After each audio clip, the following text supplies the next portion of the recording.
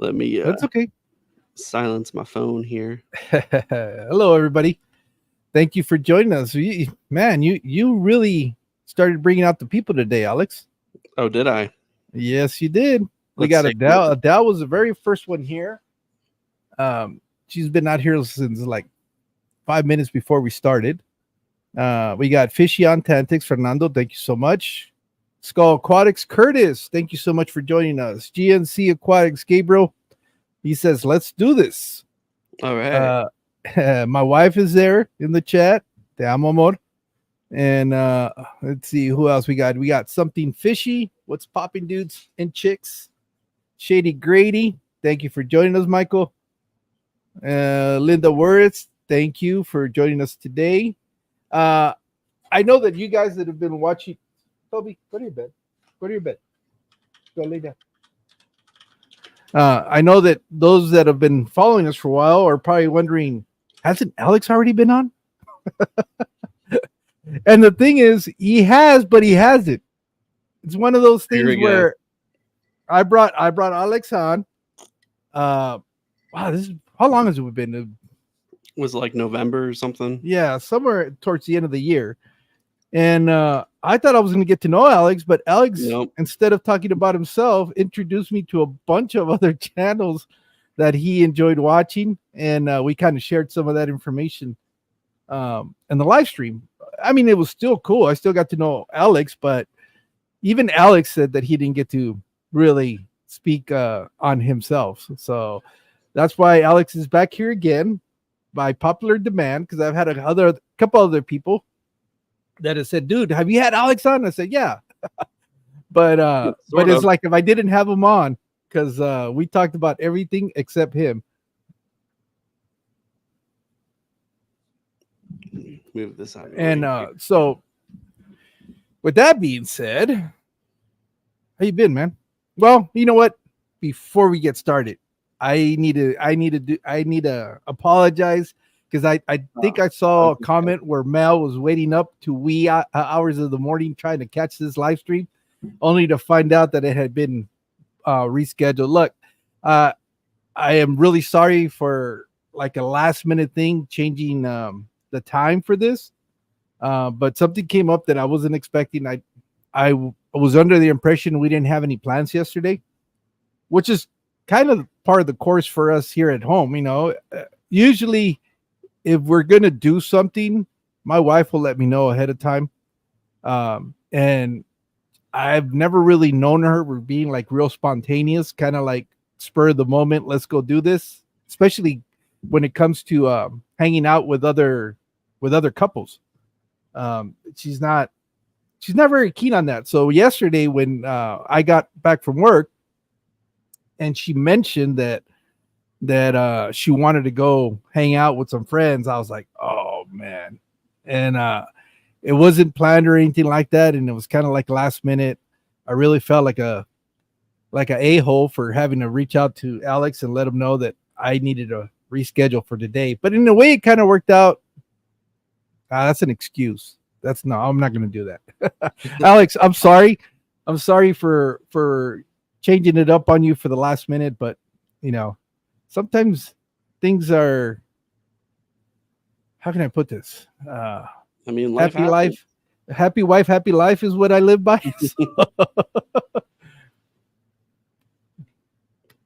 So how you been, man? I know it's been a little while since you and I have actually spoken, but what do you Yeah. got in you? I mean, we hang out every now and then on different streams together. So I mean, obviously we stay in touch, but I've been good. Um, the biggest thing going on for me right now is I'm about to move. Mm-hmm. So everyone knows how moving is always just such a big pain in the ass for everything. But then you add on top of it, you've got a fish tank or two or 20. And then, you have 1,000 gallons of water in your living room and you're trying to think in your head, what's the best way am I going to transport all of this stuff to another house or whatever. So I've been going through all that in my head. I've already been over to the new place, and I've got a basement. I'm gonna be setting up like a fish basement, and it's gonna be sweet. But it needs to be like kind of cleared out and kind of set up before I can even move stuff in. So I've been in the process of doing that. I just got back from Aquashella, Dallas, and while I was there, I got some guppies from Mike, new local Austin, and I got some of those wild sailfin mollies from Eddie at Vibes Aquatics. And right now, I have them in these two 20-gallon tanks, Okay. and I'm just keeping them alive until I can move, so I could set them up in like their own proper tank. But it's just another thing of like, oh well, I'm about to move. What should I do? Set up two more tanks? What am I, an idiot? But it's you do what you do. Yeah, no, you can probably keep them in a bucket and just drop an Yeah. air stone in there and change out the water periodically. But Hmm. they should be fine. They're a lot more resilient than you would think. Yeah. Um, what I learned the hard way is that the parents will eat the fry. So be cognizant of that. They're the same. They have to be the same strain because it's the same waterway. Uh He got huh. them off the Colorado River, and the only difference is it's about, I don't know, what is it, 800, 900 miles removed from where Eddie got them. Right. So, but it's got to be the same species, and Hmm. they have this very interesting coloration when you look at them, and they're just like whatever. They're not in breeding mode. They're just kind of silver, and then they'll have some horizontal, like Morris code lines that'll Hmm. be like a slight tint of red and a little bit of yellow, Yeah, I can't wait. running Everyone keeps telling me that. parallel to them. But what really makes them just pop and makes them what I consider special is their fins will get like a black outline, and then underneath it you'll see like a what do you call that blue? It's like a light powder blue, but it's really intense, kind of like DD's logo. Like a You see cyan. DD's, yeah, that kind of, and they just, Hmm. the males look stunning, and then those horizontal lines will really stand out. You'll be able to see them, but that's when a lot of people kind of take for granted native fish for their Hmm. coloration and stuff like that. And yeah, you're not going to get them all year round, like let's say some platies, right, that have been line bred for color. Right. But when they get in that mood, they're stunning. They're it's like a very simplistic beauty about them. I don't know. It's kind of weird. Oh, there's a skull saying he's gonna send us info on them, Mm. and if there's anyone that could, it'd be him. Hmm. He's got some that he well. There's some in Nevada that he really wants, and he's adamant about coming down here and going out there collecting, which it wouldn't be bad. I mean, I know that general area.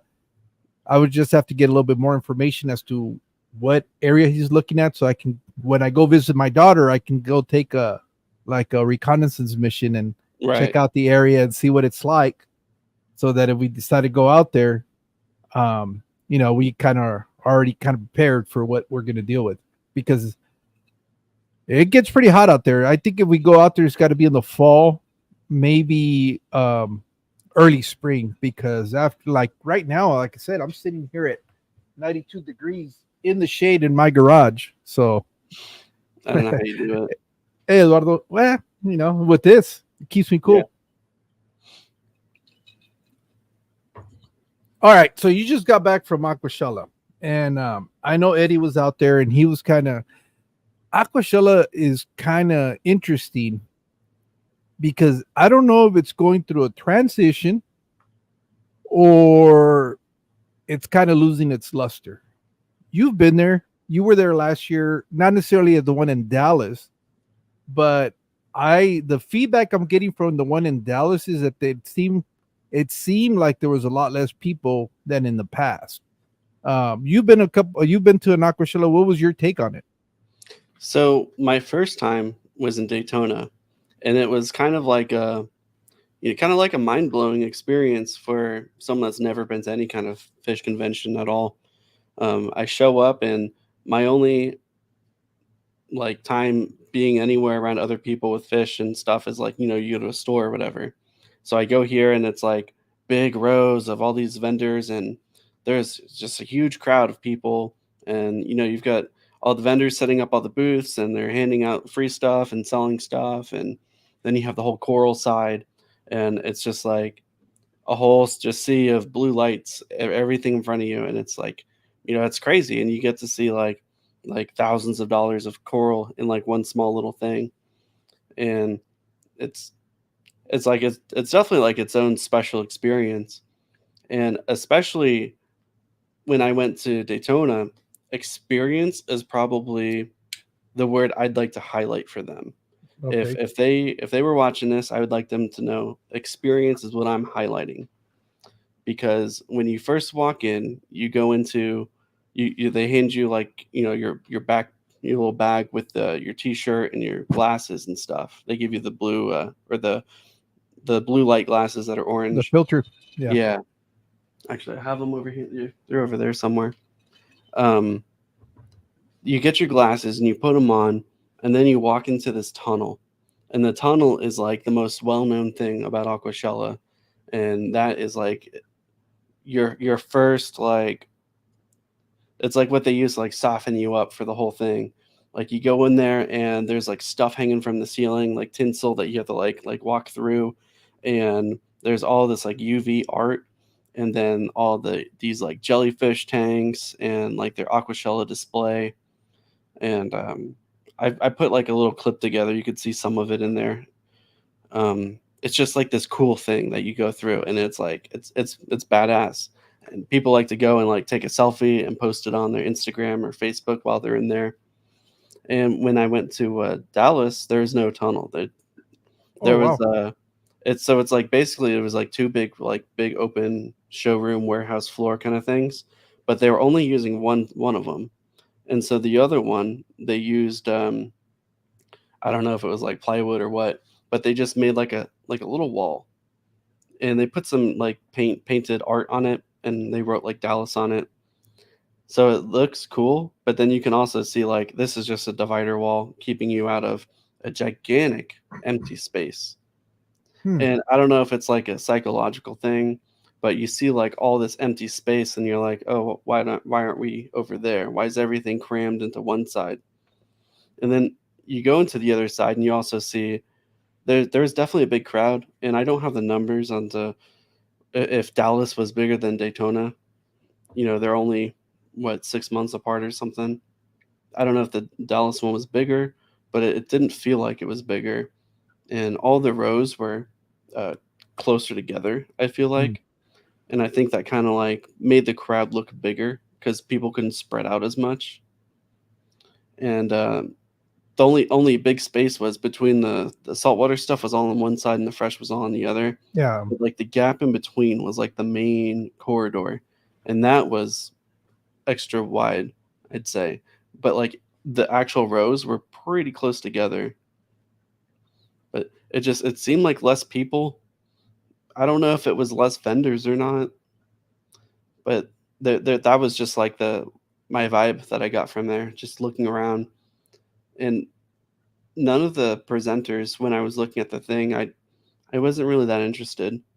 I know uh, Rodrigo did some talk, and I think Paul Cafaro did a talk or something. I'm like, yeah, I'm not super So I'm interested. interested. What was Paul's talk on?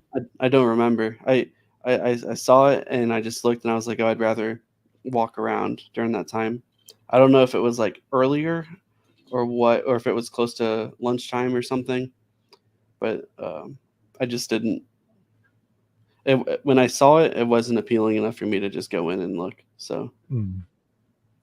Yeah, no, it just and it didn't seem like there was a lot of the bigger channels that for some reason, each of them have their own reason why they weren't there, but they were, that was kind of like my my idea or what I remember about previous Aquashellas. One of the big highlights was not only be able to get to see a lot of the vendors, but I think the biggest appeal was being able to meet some of the content mhm, creators.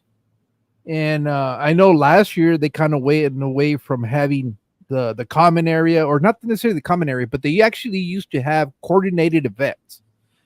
They used to do live streams from there. They had a bunch of activities.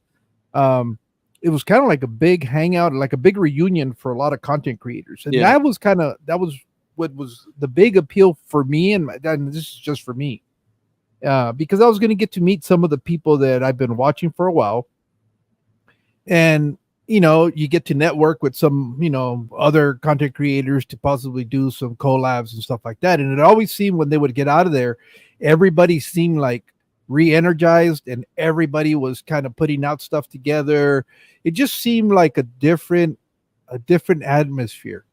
And then last year, you could tell a difference because a lot of that stuff that was going on before, where they were having um, they had that section for the content creators and giving them a place, a dedicated place to create content, to Hmm. do all this other stuff. Well, that was no longer there, and it seemed like only the content creators that were being sponsored by some of the bigger brands were the ones that were kind of like being highlighted. And I thought, wow, that kind of sucks. And then the access to them was a lot more limited, whereas to before, when everybody was kind of together, it seemed like people had a little bit more access to them. I don't know if that's the case or not because I've never been, but this is all just from watching videos that people would put out. Hmm. And then the other thing that was very curious this year, you didn't see anybody live streaming on YouTube. Eddie was doing some of the Vibes Aquatics was doing some of the stuff on Instagram, but he was like the only one where in previous years I remember all day long people were just uploading and live streaming. Was there something from this year's Aquashella where they said, "Hey, we don't want you guys live No, streaming"? It's no, just people were not doing it. no. And I wasn't because I was doing other video stuff, Mm. and I'm still working on getting that out. But to touch on some of the other stuff you're saying, like Daytona last year, we had they were really pushing that whole fish stream. So they had like a fish stream couch section set up right in front of our area. So Uh-huh. we were able to kind of double dip and like hang out on the couches. And then we had our own aquascape set up. So like Fluval was doing their own competition, but then we had like creators making aquascapes together. So like the you've probably seen the one that I did with Eddie and Jess and Jimmy from Tampa Fish Gents. We were all Hmm. working on one as like team Instagram, and we like aquascaped this tank together, and that was like a cool thing working with like other creators that I just met. I mean, I knew Eddie, but like I'm just now meeting him in person, and then working with Jimmy was the first time I saw him in person, and same with Jess. First time I saw her in person, even though I saw her at the time was every Friday and Wednesday. So I'm like working together with these people. We're like, oh, we got to go get plants. Where do we get plants? You get plants, I'll get rocks. Let's go figure this out. And it was like almost like a team building exercise trying to get this tank set up. It was really fun. And next to us was Jimmy or Swisky, however you know him. Jimmy from formerly from the Cram Co-op. Oh, Now he does stuff with Fritz. So he was on the other tank, and it was cool hanging out and talking to him a little bit. On the other side of me, on my right, was Jason Adams from Primetime, and so he had his tank set up, and then there was like, I'm like, wow, I'm working on a tank next to these two big people that I'm used to watching online, and then I'm meeting all these new people, and I'm making friends, and everyone's got stickers, and I'm passing stickers, or I'm like getting stickers from people. I'm like, oh, this is cool, this is fun, and that wasn't really a thing in Dallas this year either. So like we had just a white table next to, which is funny because it was on the border of some other vendor's booth, but they weren't there. They had a booth set up with a bunch of like driftwood and rocks and artificial plants. I can't remember what company it was. You could probably see it if you look at Eddie's video. There's yeah. like a wall of like fake plants right behind us. Everyone is trying to buy these plants from us, and we're sitting there at the table, and so like You should have sold them. there's like the walkway and then the table, and then we're sitting there, and then behind us is like this empty booth, and they had like some display tanks and stuff, and it was kind of cool looking. They had some decent scapes look good with artificial plants and rocks and stuff. And they were all on display, and people were like, "Oh wow, these look good. Let's buy them." And people were like taking stuff off the shelf and they're like bringing them up to us. And I was joking. I was like, "Hey, just tell them $20." But obviously, we're not going to take someone's money. We kept telling them like the actual vendor had like a thing like way off on the other side, so we'd It's, send pro- them out over there. it's probably a good thing that either Drew, Funk, or I weren't there, or else Oh yeah, everybody would have had drinks that night. oh yeah, for sure. I joked about it. You know, I didn't do it, but that's like our space was shared with another booth. It was a booth, and we just had a table at someone else's booth because it was vacant, and Yeah. that's all it was an empty table. And luckily, Mike Newell Glaston brought uh, I think it was like a 20 long, and he probably brought like 200 of these guppies that he was breeding Mm. because he just had like super big overstock. And um, we were just passing out free fish, and who doesn't love free fish at a fish convention, right? Yeah. So that was actually where I found most of the fun from what I would have compared to setting up a tank with other creators. Mm-hmm. The most equal comparison to that this year for us was we brought our own stuff and we're interacting with people. And so we had our table, and we were all putting our stickers out on the table. And people would come by and they'd be like, "Oh, how much is this?" And it's like, "Oh no, this is free. Here, you want a sticker? Here's like five different people's stickers. Come and get a sticker for free." And then also, if especially if it was like a family with kids, I'm like, you look at the parents first and be like, "You guys want to bring some fish home?" Because you can't just give the fish to some kids Yeah. without Yeah. getting their parents to be on board with it. And because you never know if they have a tank or not at home either. So we're handing out free fish to people, and then while I'm like scooping up fish, I'm saying like, "Oh yeah, we're not a store or anything. We're the small YouTube creators in the fish space. This is Eddie So Vibes Aquatics. He does his Saturday stream. So we're kind of like integrating like a ad spot into it. you guys didn't even have a bad. I know in the past it would have say content No, creators or something nothing. We like just that. had a table. Nothing. It was just a table, and it was more or less just somewhere for people to sit in between walking around Take a and break. carrying stuff. Because Jason and his wife were like right next to us at the end of the table, but they were like at the end of the table. They weren't over by us, and they weren't really talking to most of us the whole time. Huh. Steven's asking if we paid for our tickets this time. We did not, Okay. but if I paid for a ticket, I would have got a free shirt. I didn't get a free shirt. I had to Yeah. buy So it. you're just buying a shirt. Then Yeah. that's really what you're doing by paying the ticket.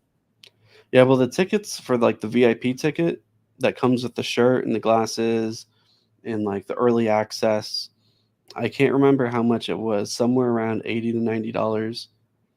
But you Oh, also okay. get the shirt for free. For free, you get the shirt included, some cool gimmicky glasses. You get a little backpack to put your stuff in, which when you're walking around, you're getting a whole bunch of free stuff. So it's like, yeah, okay, here, that's actually useful. Thanks. So whatever the normal ticket price is, plus the cost of the shirt and stuff, I mean, it's fair. I mean, it works out. Mm. Yeah. I find it so fascinating that Aquashella has. Well, not really. I guess it's. I think the intention all along was to create a product that eventually you could sell. And I think they're getting closer to that point now where the create because it was all created by content creators. That's the crazy part. And that's why it was having so much success in the beginning, is because the original founders of Aquashella were all people that had channels on YouTube, and they understood the value of advertisement on YouTube. So Hmm. they reached out to anybody that I think the criteria was like 1,000 subscribers or something like that. Uh, and you just kind of you would just talk about it, and it was interesting because I don't think they were obligated to promote the event, but just the enthusiasm of being able to go hang out with other content creators, people that you've met over, through the course of the year, like, like I've met you, but to finally be able to come to a place and meet in person, that was kind of like the big appeal. And then you would come together. And I remember the very first ones, they had a bunch of events. I think one of, if I remember correctly, one of them, they had like the blow up balls, and they would run at each other. And Hmm. obviously some people got hurt and stuff, but I mean, they were doing all this other stuff where you were getting to interact with people that were doing the same thing you were. And it just seemed like a really, really neat hangout. And like I said, it always seemed that at the end of those events, everybody was just, really, really buzzed up. And the only time I see that now is with the Keystone Clash. Yeah. And So and what I noticed was the first at Daytona, it was maybe a little bit less so, but seeing the big creators, like part of the whole like allure of going to these shows is seeing like, oh, Caveman is going to be there. Paul Cafaro is going to be there. These are these, popular people that I see on YouTube. I want to go maybe buy some stuff because it's basically just a giant fish store, but then also kind of see like, kind of like, I don't know, like a minor celebrity kind of thing, you know?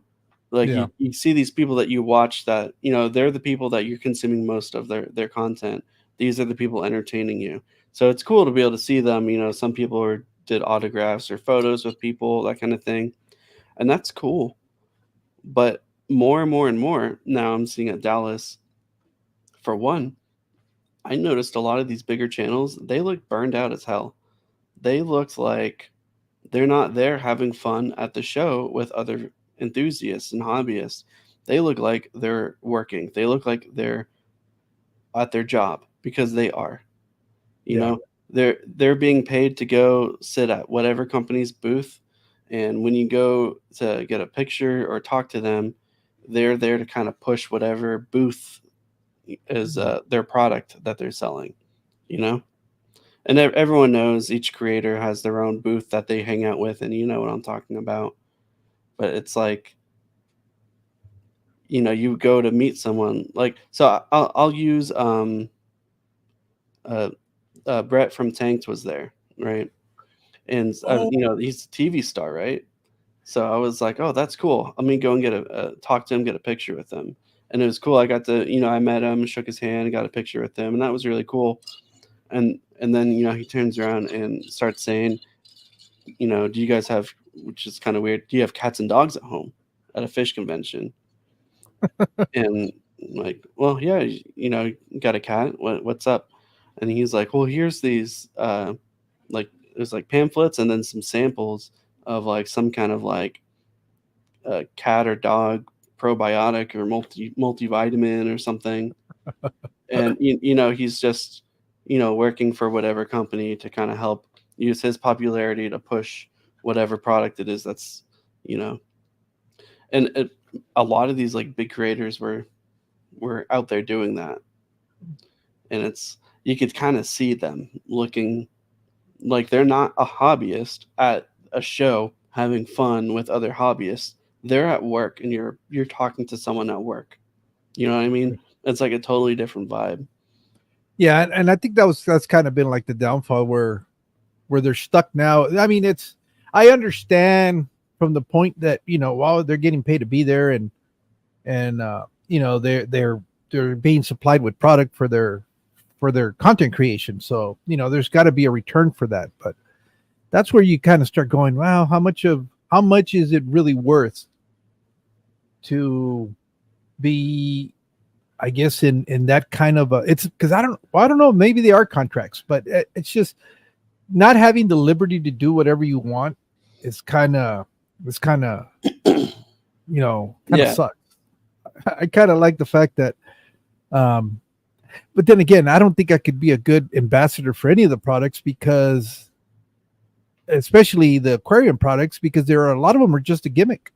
I mean, Hmm. it's, and the way they get advertised as being the solution to all problems, which anybody that's been keeping fish for a while really understands that's not necessarily the case. I Right. mean, you fish keeping has been going on way before these products were created.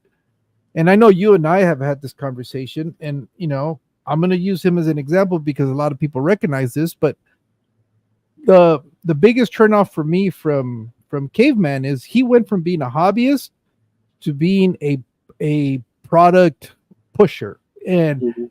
there's nothing wrong with promoting a product, but I think there's more value on how you promote it.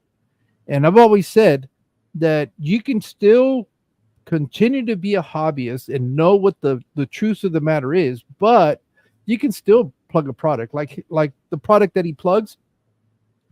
He's gotten to the point now where unless you're using those products, you can't keep fish alive, which is bullshit. Mhm. Anybody that's an experienced fish keeper is gonna say that's not true. And I know he knows that at his core that it's not true because he kept fish before he was using those products. Yeah. And you know, there's a lot of other ways you can do stuff.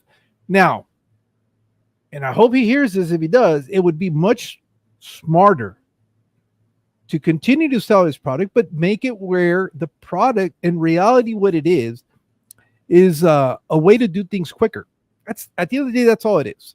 So Mhm. if you sell it as a convenience product, not necessarily as a necessity product, but you play the upsides where it can make things happen a little bit quicker. If you're doing a water change, traditionally, if you had chlorine in your water, you would set it up a day before, let it aerate, get it gassed off, and then you could use the water.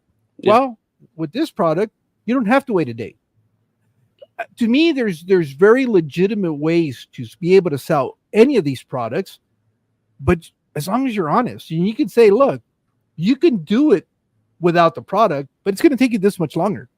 But if you use the product, all it is the convenience. It's going to make things a little bit quicker. It's going to make it so that you don't have to, if you get caught in a bind where you have a problem where you have an ammonia, spike in your aquarium because you had a fish that died and you didn't, it was a big fish and you didn't realize it until you walk in. Well, obviously you're not going to have time to sit there and gas off water to make a big water change. Mhm. So situations like that, a product like what he's selling would make perfect sense because it's going to get you out of a jam in a hurry. I feel that anybody that's doing any products, if you just took the time to be honest about those product reviews, I think they would be taken a little bit more. What's the word I'm looking for? It would be more acceptable, and you probably wouldn't have the whole, oh, it's a commercial. This channel all of a sudden became a commercial because Yeah, all it they're would doing is feel plugging more products. organic to show the needed use case for this product, as where this product would shine as being the most useful thing, opposed to just saying everything else is bad, only use this. And that's my biggest problem with some of the channels like that. Because, like, I like Cchem and I, Yeah. I like Kevin. I've been subscribed to him for years now. I just think that his delivery for a lot of these products, it's very in your face. It's very inorganic. And, when you start saying, when you start using your product's brand as like an adjective or a verb or something, like using it like every other word in your sentence, talking about, seek him this, seek him that, it starts feeling more like you're being sold something instead of you're being you're being entertained watching someone in their fish room. You know what I mean? Yeah. It's not organic and it's off-putting for a lot of people. Yeah, and there's nothing wrong with being in a product ambassador. I just think where you start changing who you are as a person and as a hobbyist, and all of a sudden you forget everything you've learned through the course of the years, and all of a sudden it's just product, product, product, product. Hmm. And that's where I kind of go, okay, that's I I don't. Well, but then again, we all have a choice. It's real simple. Don't Yeah. watch it. So that's why I choose not to watch. It's just there's a reason why some of these products exist, and like again, they're a convenience. There's times where they'll help you get through something much quicker. Um, I don't. I'm still not convinced that you can buy bacteria in a bottle. You might be able to seed in the in aquarium, and you might have the food necessary to start to help that beneficial bacteria to cycle through the an aquarium. But for me, it's the true and tried. You If you have multiple tanks, you take seeded material from a established tank and use that, Hmm. and you don't need any product. It's just. But that's all things that as a hobbyist, and I get it. Beginners don't know a lot of these tricks. They don't have the experience to know a lot of this stuff, and again, they don't have multiple tanks yet. Um, so yeah, I can see where there's a niche for these products, but I don't think the products are the solution, solve all problem kind of things. I mean, it's just, um, it's I don't know, but that's again, that's just my opinion on my experience and where I stand with it. And I talked to some other experienced hobbyists, and it's kind of we're all kind of in agreement where it's like, yeah, there's a convenience factor, especially like dechlorinators. That's usually for some people that is an advantage to be able to have that. Right. I Um, don't know anyone that's sitting there gassing off buckets of water for large tanks anymore, you know? Curtis does, if I'm not mistaken. Well, like I have my 180-gallon tank. I don't even have anywhere where I can gas off enough water to be able Yeah, to go a water change, like a decent water change on that, you know? yeah. And I mean that Yeah, maybe that's my I think thing. Jeremy from Aquarium Domain has the whole back, but he's got thousands of gallons that he has to do. He's got a whole Uh, fish house now, so yeah, what's it? Tommy says he does it. I know there's some people that I've talked to yeah. that say, yeah, I'll just set it out a day before, and but again, they're not the big monster tanks like what you have. They're maybe a 55 or smaller where they're Mhm. doing that time. But I guess off water, but it's not what I guess. Oh, I guess off, but it's not water, Jimmy. Yeah, I mean, obviously some people do, but it's just like widely the minority. Like, I mean, Yeah, it is. It is. everyone knows Prime, and what's it like $8 for a small container of it that treats hundreds of gallons, Yeah. maybe 1,000 gallons. Like, it's not that it's like super easy or anything. It's just like you said, it's convenient, and it's you're trying to get your maintenance done so that you can enjoy the tank and the fish and everything. And some people enjoy the maintenance, but no one. I don't want to say no one because there's always ones and twos, but I don't know who's going to sit there, putting an airline in a bucket of water and thinking that that's them enjoying their hobby. You know, like Yeah. that just that's a step of like the maintenance you don't want to do, opposed to But cleaning inside the tank and arranging stuff and actually feeling part of it. yeah, no, that's what I was saying. It's a convenience factor. If you were to sell me on the convenience side, it makes total sense.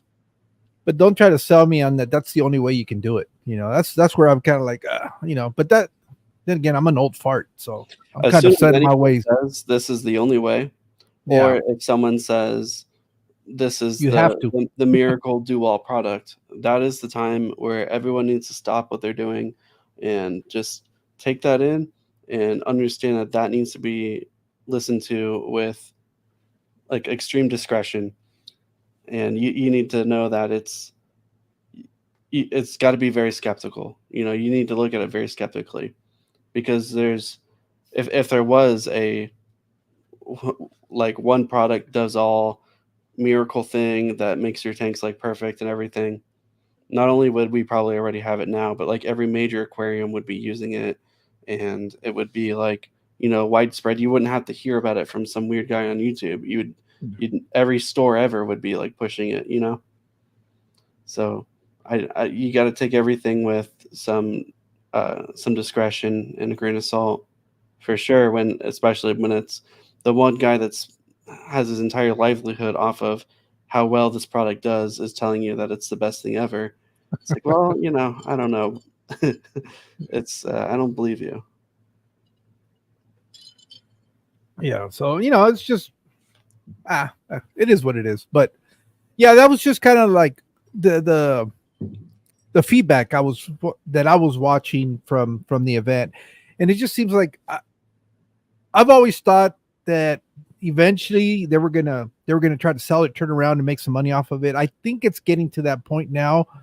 I don't know if that's the case or not, but just by watching the progressive changes that have been happening, where it went from being all content creators. I didn't know that George was no longer associated with Aquashella, which kind of makes a little bit of sense why things are kind of changing What, as a directions. business? Yeah, that he's no longer a partner, I guess, for Oh, Aquashella. That's what I didn't know that. He was there. I saw him. oh, okay.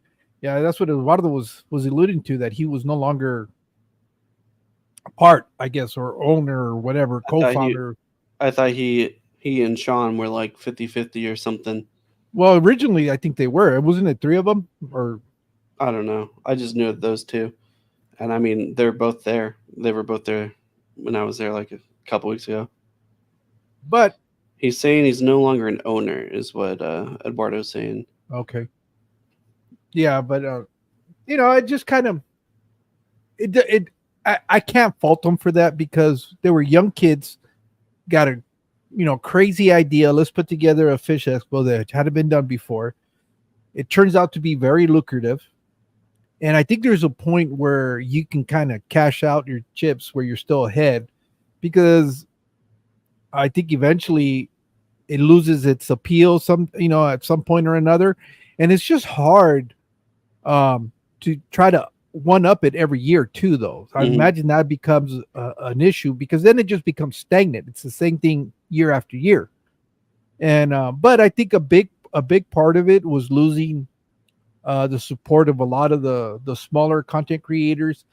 I think they undervalued what they were bringing to the table, because the reality is, as great as Aquarium Co-op is, I much rather go hang out with you and Ed and some of these other smaller channels that you, Hmm.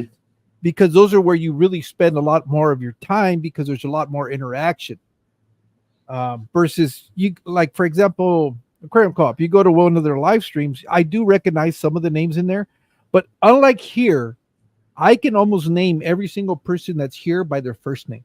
Right, That's how exactly. well I know them. If I go to a Father Fish, or I go to Aquarium Co-op live stream, half of those people I don't even know who they are. I have no connection to them whatsoever.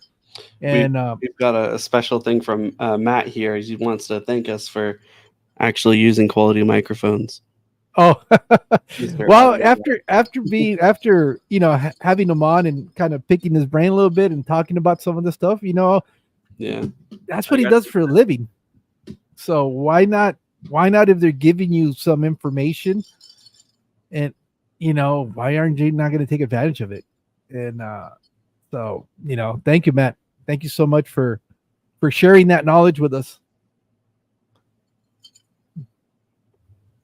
All right, so let's get back to Alex. We've talked enough about Oh no. Aquashella. Yes, I know there were some things that you felt that we should have gotten to and we didn't. So let's get back to early Alex. How Early. long have you? Yeah, have you always been a fish keeper, or is this something that? When did that No. happen for you? So growing up, we had fish tanks, Okay. or one, because my family wasn't crazy like I am. We had one tank, and it was like a community tank, maybe a 20-gallon. But trying to remember scale and size when you're only 3 feet tall is, you know, to me that was like 100-gallon. But there's an angelfish in there. There's a pleco, some mollies and stuff like that. And I think my mom did like most of the maintenance, and having it around was cool. And then I visited a family member who, before I got there, my parents were like, this guy's the fish guy. This guy's got fish tanks. He's got a cool fish tank," which I imagine that's what like my other relatives say to their kids if they come over to my place now. I imagine I'm that guy now.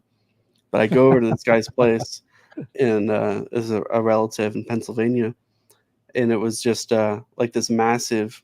He, I don't even know what size tank. It was just this massive tank, and he had these gigantic like dinner plate sized like discus and angelfish, and I was just kind of blown away by that. And I always thought that was cool. But then outside of that, and then my parents having like this 20-gallon tank, we didn't really have any other fish, and we didn't really have that tank for maybe more than 5 years or so. Okay.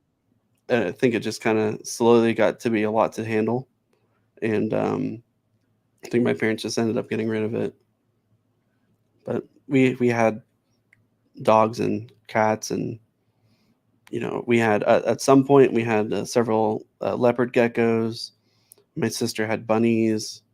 You know, we had all kinds of pets and stuff. So I think it was just an extra thing for my mom to do. And if you ever get behind on maintenance on a tank, it gets green and yucky and bad to look at sometimes. And it's like, oh, well, that's probably the first thing to go, when it's like obviously stands out as looking ugly. So I think that ended up going away. But after that, I personally didn't have any fish until uh, 2017, I think. Yeah. Okay. So long time gap, but I trying to think how I want to phrase it. In 2012, I enlisted in the army, and from there I traveled to many countries. I went overseas several times, back and forth, and all this time I was living in different army barracks. And while I was personally assigned and responsible for $50 million helicopter, I was not allowed to have things like a toaster in my room. I was not allowed to have any kind of pets whatsoever. I couldn't even have, and I know you don't want to say a bowl, but I couldn't even have a bowl with a beta fish or in it or anything like that. Even if it was like a shrimp bowl, Mm. I'd probably get in so much trouble for that. So that's just one of those things that kind of built on me over the years. I was in for almost a decade, and it was just I'm on my own. I'm living in like this small barracks room that's like the size of my bedroom now is probably bigger than half the barracks that I've lived in. And I I was alone. I didn't have a roommate. I had like the way it was like there was my room, and then there was a common room, and then there was another room, and that was my roommate, but it was in a different room. Yeah. So at least I that's how guess it was at the last barracks I was at. I guess for people that have never experienced that, have you ever been to a college dorm? It's It's like a kind of dorm. it's kind of the same Yeah. situation. Yeah, Gabriel's asking MOS. That was a 15 Yankee Apache Armament Avionics support. But yeah, I was in like the small space. I couldn't have any pets, and I'm living on my own. And I'm like, over time, like slowly, for one, being told I can't, so now I want to. But then, I would like to, be able to take care of some kind of pet or something. And I at one point, I think I even, I was like testing the waters, where no pun intended, but I had like a fake fishbowl with one of those like battery powered goldfish, and it would just swim in circles. And whenever I had like a room inspection or whatever, I'd set that up, and they'd always walk right up to that and make sure it was fake. But I was, it was like teasing them. But Yeah. in my mind, I was like, I'll distract them with that, and they won't pick up my refrigerator and see if there's dust under it. It's just a distraction technique, I guess. But Did it work? yeah, yeah, yeah. A lot of people, there was that, or I'd have my computer set up with like I had flight simulators stuff with like flight controls and everything. And I have a picture of my old first sergeant. He came in for a room inspection, and he stayed in my room for like 30 minutes because he was flying a Huey, and everyone else was like very happy because he just rushed through everyone else's rooms because it was just like really quick because he Uh, spent all of his time playing video games with me. So yeah. So after that, when I got out, I started getting like really into fish tanks, and I get a certain way about some things where before I got tanks, I was watching tanks on YouTube, and I Were was you doing watching. this in the service? Yes. You were watching. Okay, so Yeah. your interest is already going. Well, Yeah. how many years before you get out, or has it been the entire time? Oh, like at least the last year or two, I was like really like researching and looking it up because I was like, oh, when I get out, I can do this, you know. And I really liked uh, that page, Foo the Flower Horn, and Okay. and at one point he did have a flower horn, but it ended up dying. But that page was most popularly known for having this betta fish that was in a filterless tank that had various types of fruits and vegetables growing out of it. At some point, it was a sweet potato. I think he grew strawberries out of that tank, but it was just a filterless tank, and there was no talking. I think there was just like relaxing music and like really good high quality close up shots of like really pretty, like almost like wild type looking betas just eating like a small little bit of like live food or something. And it was like really nice. And I like that. And I was like, I'd like to have a fish like that. And then I was also watching some other channels, um, which is kind of funny because so there's in our chat here, we've got Master Aquatics Eduardo, but he's different than the Master Aquatics I'm used to. When I was getting into fish, like, I don't know, like 8 to 10 years ago. Hold on, what's this say? I love how for like a single day of his life, Alex is cooler than I'll ever be. I don't know about that. um, like 8 to 10 years ago, there was a channel that was very popular called Master Aquatics, and at first, it was a really cool channel to me. It was really entertaining, but he started getting unhinged. Um, he would go Was to that a the guy that store. was breeding angelfish? I think he bred angelfish one time, but he would get like when he started getting a little on the wild side, was he would bring home like live crayfish from the market and put it in his tanks and make them fight, Okay. you know, or he would feed like he'd do a lot of like crazy spontaneous live feeding where that was the obvious like attraction to his video, and that's when I started getting off board with it. Because it Okay. used to be like other things, like he seemed like another young guy like me that was doing stuff with fish. He seemed like he was a person that like lived on his own at like an apartment and had some fish tanks and was setting stuff up. And I'm like, okay, that's kind of cool. I can relate. And he's got some interesting stuff. He's got some cool fish that I've never seen at my Petco. You know, like one thing he had was a what's it? It's not a, now that I say it, I can't remember. It's a tarpon. He had a Okay. tarpon in like a 40 gallon. And for those that don't know, tarpon get to be like the size of a Volvo. Like they get huge. But he had one in like a 40-gallon tank. And I think it even died. And he got another, which is, you know, that should probably say something in itself. But his channel was like really popular, and then he just started kind of losing it. He started doing a lot of like controversial things because he realized that was getting the views, and then he started doing like big crazy feedings of like ridiculous things, and that started getting all the views. Which I mean, those videos do get views. I think we should all just start doing some more feeding videos. I mean, even Corey back back when Aquarium Co-op was like really starting to grow big. You remember Anytime. he would do the Big 800 Murphy. gallon tank with like a million clown loaches, and he would Yeah. drop in like 20 pounds of frozen bloodworms in slow mo and zoomed in and all that crazy stuff. And those videos took off like wild. You know, even he was doing those like big crazy feeding videos, but at least his weren't like live feedings. But those videos on YouTube always get like huge hits, like someone live feeding whatever small fish or mammal into a bass tank. You know, those get lots of views, but I didn't really like those. And that's what that guy's channel kind of started turning into. And so I stopped following him. And I actually looked back at his channel like a few months ago, and now it still exists. He's got millions of subs. It's crazy. Oh, But I don't even know if it's him that runs the channel anymore. They just keep reposting the old videos. Like, uh, he maybe has like a couple hundred videos, and then they keep getting reposted in chronological order, like once a week or twice a week or something. but I thought YouTube would ding you for that, for repurposing material. He's doing it. I don't know. Somebody was telling me that they got, not from the U.S. channels, but now that I've been talking to some of the guys in Mexico, Hmm.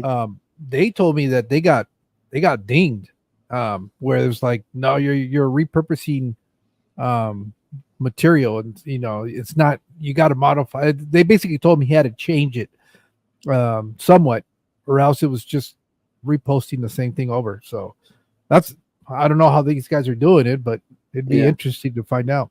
I mean, because that channel's like so big, he's getting tens of thousands, hundreds of thousands of views of this, and a lot of them are just new people that haven't seen that before.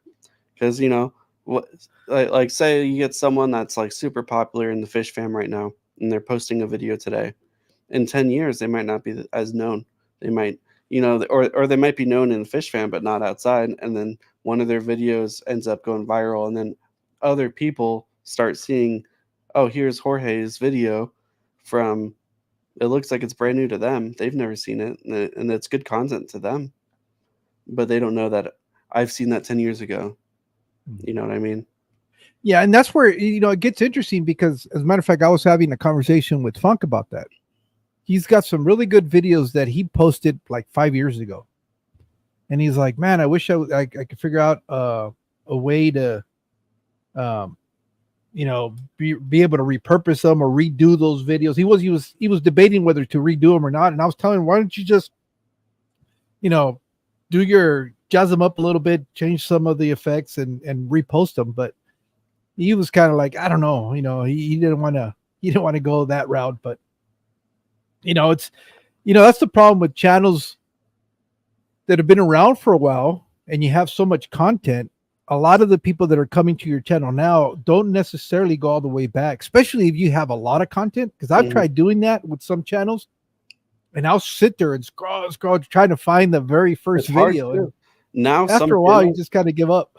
now some channels can let you filter Okay. by old or most popular, but I know, like looking at like some of these bigger channels, where I won't say the channel for whatever reason, I guess, but I know a channel that has 100,000 subscribers, and they post stuff today where they can get anywhere from 10 to 50,000 views in a week on one brand new video.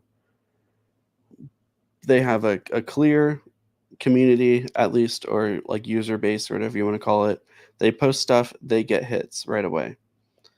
But if you look at their old videos from 3 to 4 years ago, they still have videos with less than 1,000 views. They still have videos with less than Yeah. 300 views. And it's kind of like, wow, it's out of 100,000 people that are subbed, you're not getting people, you're not getting more than 300 people to go back and see some of these older videos. That's kind of weird. But I think that's all kind of, when you start YouTube, you're not doing a whole lot of SEO, you're not optimizing things, you're not putting every one of your videos on at least one type of playlist. So if someone's watching something, they might end up watching something else of yours too. Yeah. And maybe that's part Yeah. of it too, is, you Yeah. know, I'm horrible about linking videos. I just, I know my channel could be much better. If I would go back and change a lot of the thumbnails to what I'm currently doing now, I mhm, think it would pick up some of that. But I'm too freaking lazy, to be honest, man. yeah, I'm not gonna sugarcoat it. It's just, I feel like I just, whatever newer stuff I do, I'll improve on it. But some of those videos are actually pretty good information on there. But not that my recording has gotten any better. It's improved a little bit. I think I have a little bit more understanding now of camera placement and stuff like that. But that's just, I think if you do something long enough, you start picking up on certain things. and mhm, and well, if you want to get better, I mean, obviously you could be doing the same thing over and over and over and over again, but then you wonder why you're not getting any success. Is because you're doing exactly the same thing and not showing any growth. And I think I think and Aquafunk always calls me out on this. He goes, "You're so full of shit," because he keeps telling me, you really wanna grow," and it's like, it's not that I don't want to grow, but it's not my goal. It's not what I set out necessarily. It's not what I'm trying to accomplish. I've always been very clear. Um, I've always been very clear that my thing is being able to have that opportunity to interact with other hobbyists, and that's always been my motivator. Reason why I'm doing these live streams the way I do them, because it allows me to connect a little bit more with that person, to get to know them on a different level, because you can only get to know somebody so much through text and chat conversation, but you get to know so much more even if it's a 10-minute conversation. Hmm. um so, and being able to have an opportunity where instead of just 10 minutes I can have hour and a half, whatever it is that we have, um you get to know so much more, and you really start getting a better understanding for who they are, and a lot of the stuff that they do makes sense. You start picking up on cues about what they're doing. I don't know, I find that aspect very interesting, and that's the one thing that keeps me motivated, that keeps me wanting to continue to do all this stuff. Yes, I am constantly trying to learn more about the hobby. That is something that I think we all try to strive to. I mean, I would be worried about if you ever meet somebody that tells you, "Oh, I know everything there is to know about fish keeping." I would just tell you to turn around and run the other way, because Hmm. they're full of it. I think we always are able to learn something, and I always tell people you're going to learn either something good or something bad that you're not supposed to do, but you're going to learn something. Every person is going to be able to give you an experience where you're going to be able to grow a little bit more in your knowledge, for in this hobby, or just in general life. It doesn't even have to be about the hobby. I mean, there's everybody has a very interesting story to tell. I mean, I know people say, "Oh, I'm not interesting." Of course you are. You're an individual. If you were a replica of somebody else, then you wouldn't be an individual. Everybody. The problem is we always think our story is not interesting, but Hmm. it might not. You might not find it or think that it's anything special or interesting, but in reality, it's your life. That just by nature makes it unique and interesting in its own. So, um, but I don't know. I honestly, I think that attitude of looking at things like that has really changed recently, because it wasn't something that I was like 20 something and you were to ask me that would not been an answer that I would have been able to give you. I think it's just the fact that I've been very fortunate to live over 50 years, that it's allowed me to grow and change my philosophy and the way of looking at things, and appreciating what truly is important and what isn't. And I think it's one of those things where you become at a certain point realizing that you're not going to be here forever.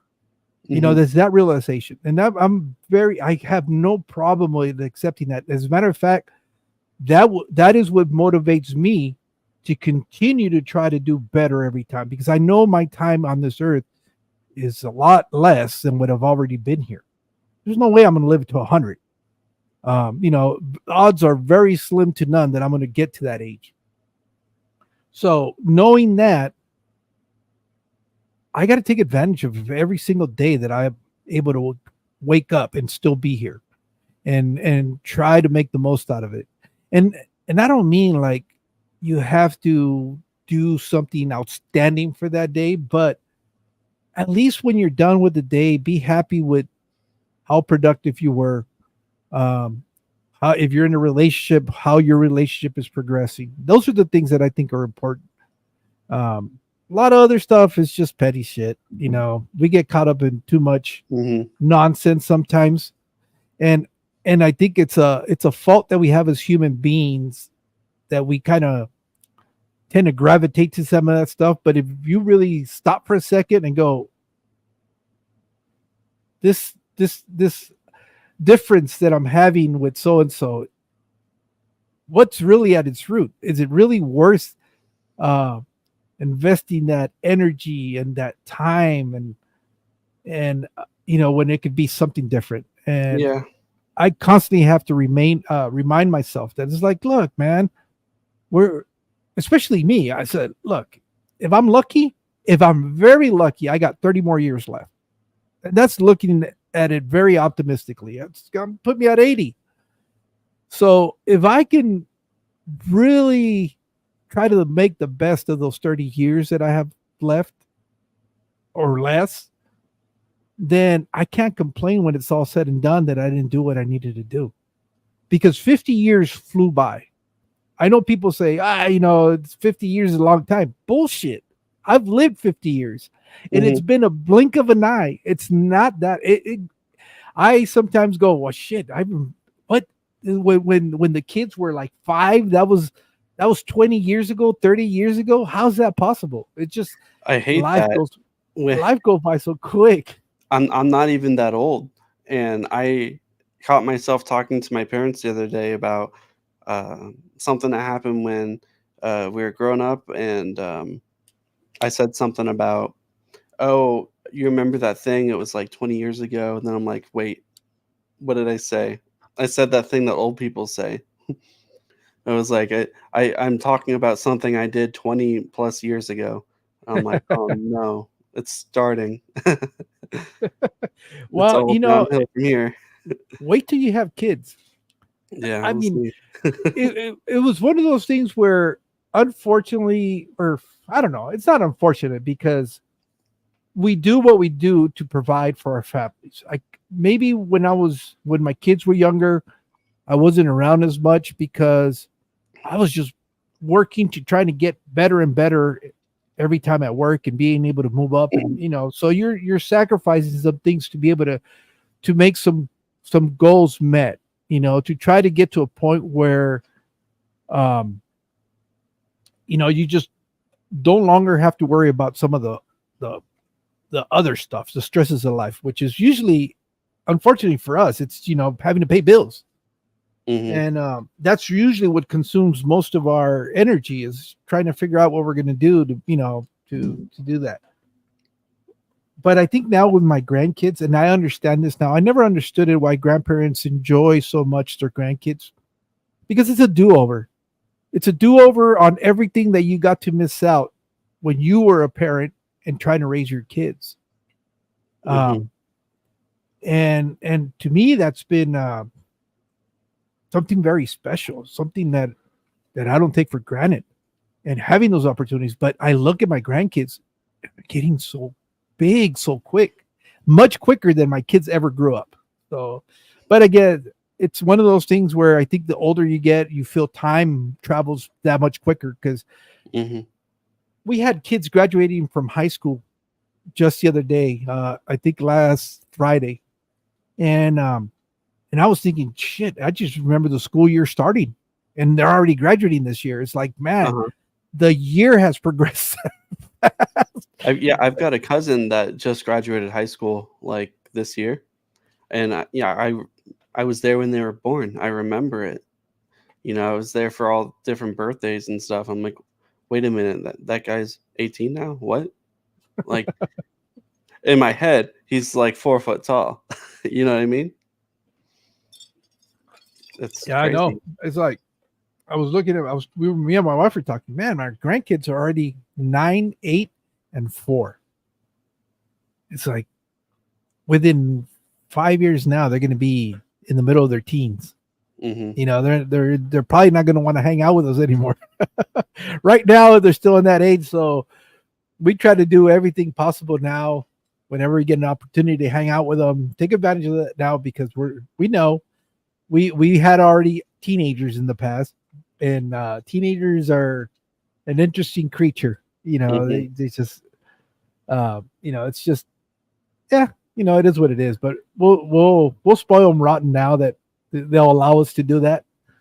Um, but yeah, man, it's just a blink of an eye, and that's why I've always said that I'm doing this for the long run, but the long run is not that long.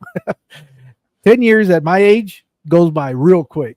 10 years at your age might not go so quick. 10 years at 18 goes super slow. It's like forever. It's an eternity. It's But it's just like a constant acceleration to the finish line. mhm. but if you are receptive and willing to accept that, it really can make life better because you just unburden yourself of all the BS, the you don't need to carry or worry about, and Yeah. just focus on living your best life. I love that video that Tommy put out a couple of days ago, a short. Um, I just thought it was perfect because it just seems lately there's been a lot of Is that where he's dancing? yeah, and he's talking about living your best life and not really caring about all this other BS. And Mhm. it's just, but it's, I don't know. I don't know if it's the changing of the seasons. It seems like every year, certain time of the year, this shit seems to pop off for a little bit. But um, you know, it's, I don't know. It's like somebody was saying in a comment that I read, even families have disagreements, and I totally understand that. But once people really stop and look at things and go, is this shit really getting all worth getting all aggravated over? Mhm. It's That's kinda how I felt. I had to kinda explain that to, some family members and, even the person I was dating at the time. Um, like, when I came back from being overseas, I didn't care about, like, all of this stuff. Anytime someone was like, "You can't put the like, your forks go on the other side of the plate," or something, some argument like that, it's one of those things where I'm like, "That doesn't matter enough for me to care," you know? And it's not like me being, like, morbid about it or anything, it's just like, doesn't matter, you know? That that we don't need to have all this extra stress about all this stuff that really just doesn't need to be there, you know? Because I was like, I remember at one point trying to figure out if I wanted to crawl underneath of this like makeshift bench or if I wanted to crawl under like a bunker thing when I was being bombed. And I'm trying to make these decisions in my head and I'm like calculating what I wanted to do. And like so when I first came home from Afghanistan, that was like a big thing for me was I was noticing how everyone was having all kinds of bickers about everything all the time. And I just didn't like any of it. I didn't want to be part of any of it. I got so tired of it. And I'm probably a little bit more relaxed about it now. But like whenever someone's like, "Oh, do you want this or that?" I'm like, "I don't care. Either one." You know what I mean? Like that's kind of been my perspective on things for a little while now. But I mean, I've been slowly getting away from that, and sometimes I don't want to. Like yeah, like all this stuff that's going around on Instagram right now, it's also so stupid. Um, yeah, but it's just, it's nuts. well, it just seems to be going on everywhere though. That's the thing. And at the end of the day, how important is it really? You know, that's where you have to make that evaluation. Nobody can make that evaluation for you or that choice. And you know, you gotta decide and live with your own decision. So, Hmm. And yeah, well, like thank you, Matt. I uh, I have my fish because there's definitely like a calming, healing nature to it. There's also the oh shit, did I turn off the water? But we've all been there. But there's also sitting back and watching the surface agitation and seeing the fish swim around between the leaves of your plants, and just seeing the way everything interacts with each other in your tanks. And there's kind of like this trend I see on like Instagram reels right now where it shows like someone walking into a room and you just hear like the volume of like a loud crowd or something, but then they sit down and they start doing like that one thing that they like doing, and you hear like the crowd gets quiet and there's just like soft music playing, and it's supposed to be like emphasizing like when they're doing this they're in like their zone. This is like Yeah. their zen, and that's how it is for me. And I really enjoy having the aquariums for that. And so I end up, you know, getting into aquarium space, and then I see like all of a sudden all this drama, all these people arguing. And I'm like, guys, just stop. Please just stop. You don't need to do that. It's not important. It's Well, important. Your mental health, please. drama's only going to happen if you engage. Yeah. They need an audience. If you give them an audience, it'll grow and it'll continue. If you just don't engage it, they're not gonna continue to pursue it. They're not gonna. It's it'll go away. Um, so, but enough of that shit. So why do you keep big fish? That's what I want to know. Why? What's the fascination with the bigger fish? So my first tank was a 20-gallon. Okay. And I still have it. It's in the other room. And I had a beta fish in there because I started with a beta, like most people do. And that's not a monster fish, you might have noticed.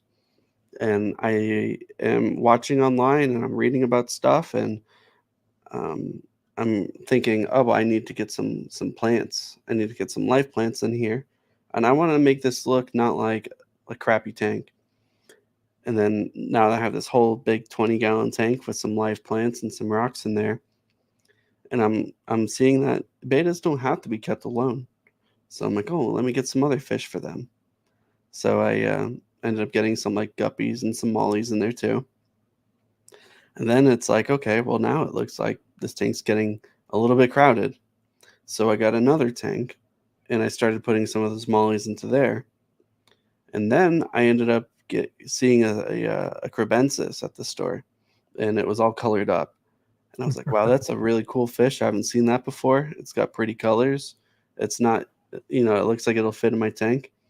And I put that in my tank and it started going crazy. It started like beating everything up and killing stuff.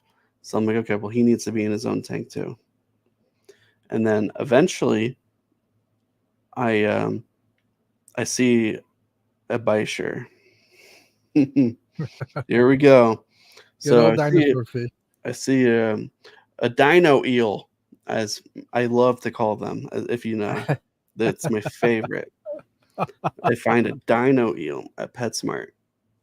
It's a Senegal Bisher, Polypterus senegalis, and I put it in my tank, and I'm doing some research on it, and I find out that they get to be like a foot, and I'm like, okay, well, you know what?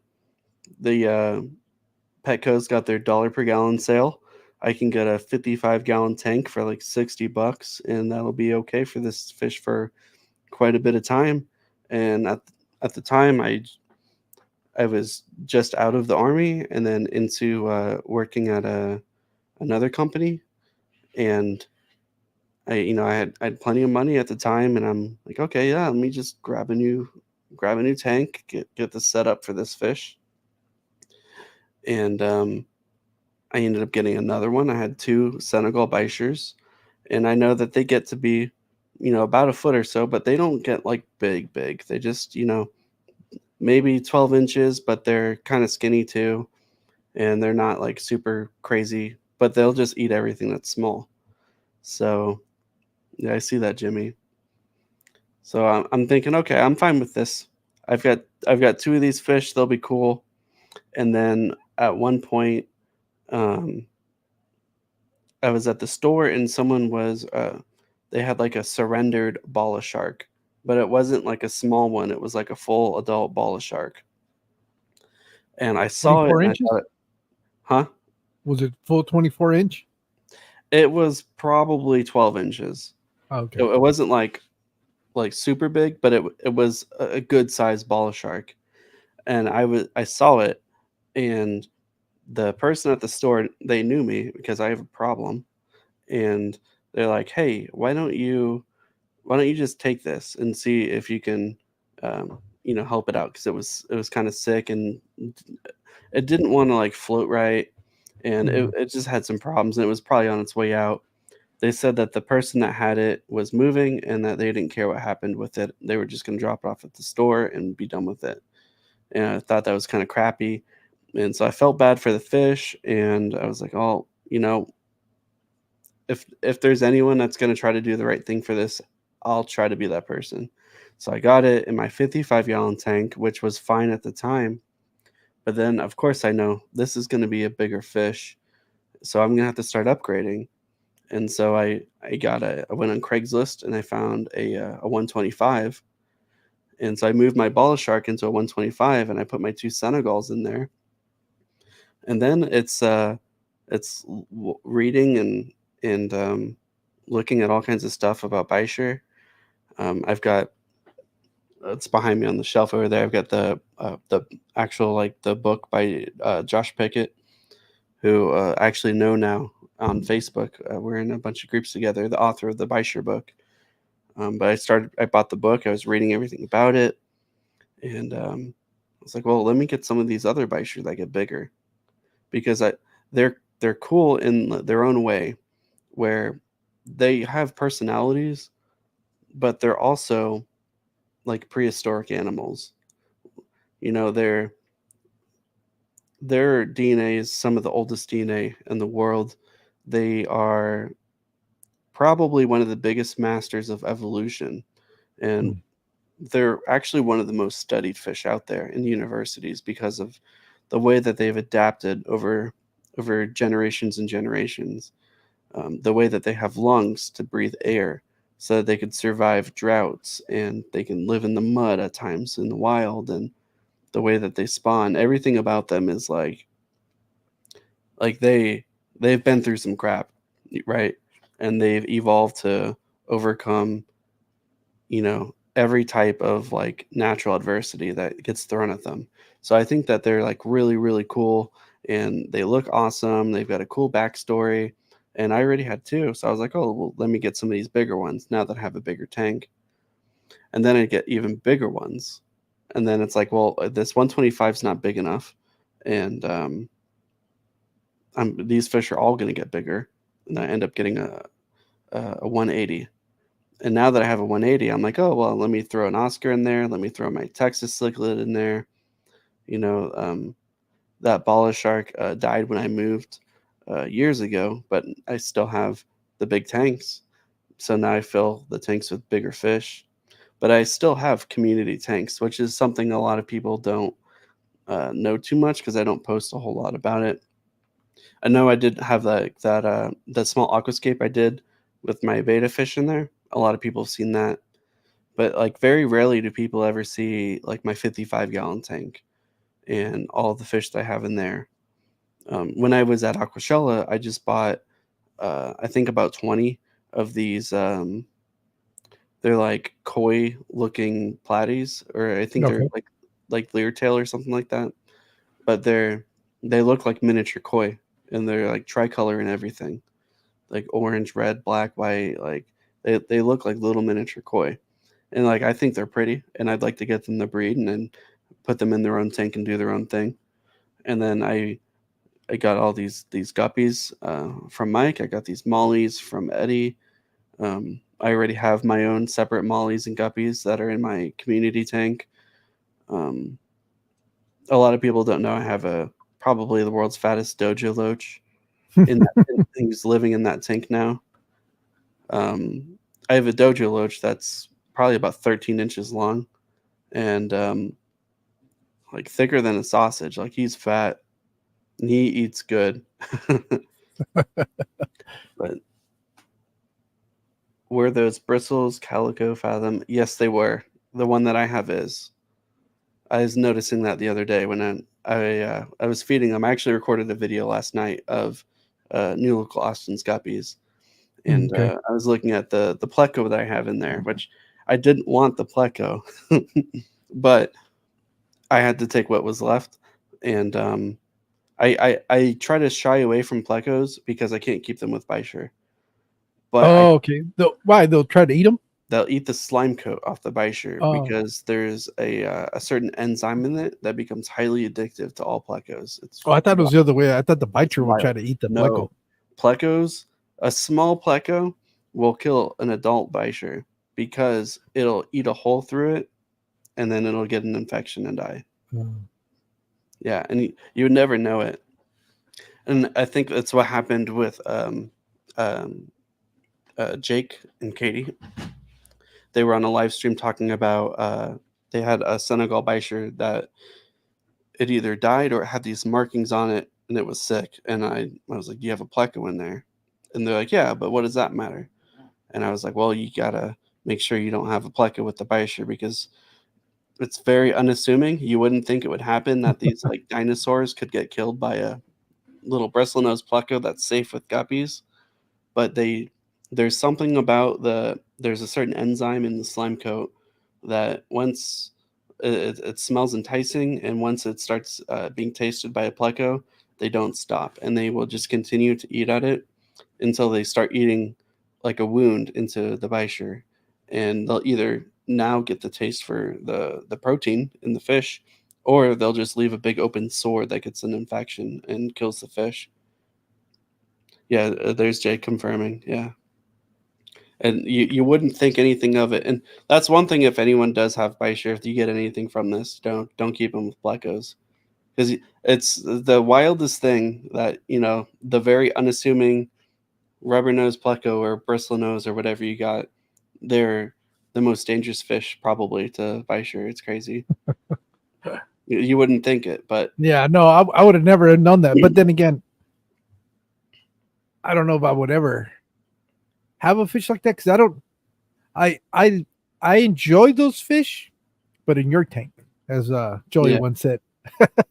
And It's just yeah, I enjoy watching other people's fish, especially fish that I know that I'm not going to be keeping, or at least not anytime soon. Because I'm never going to say never because life mhm, is funny that way.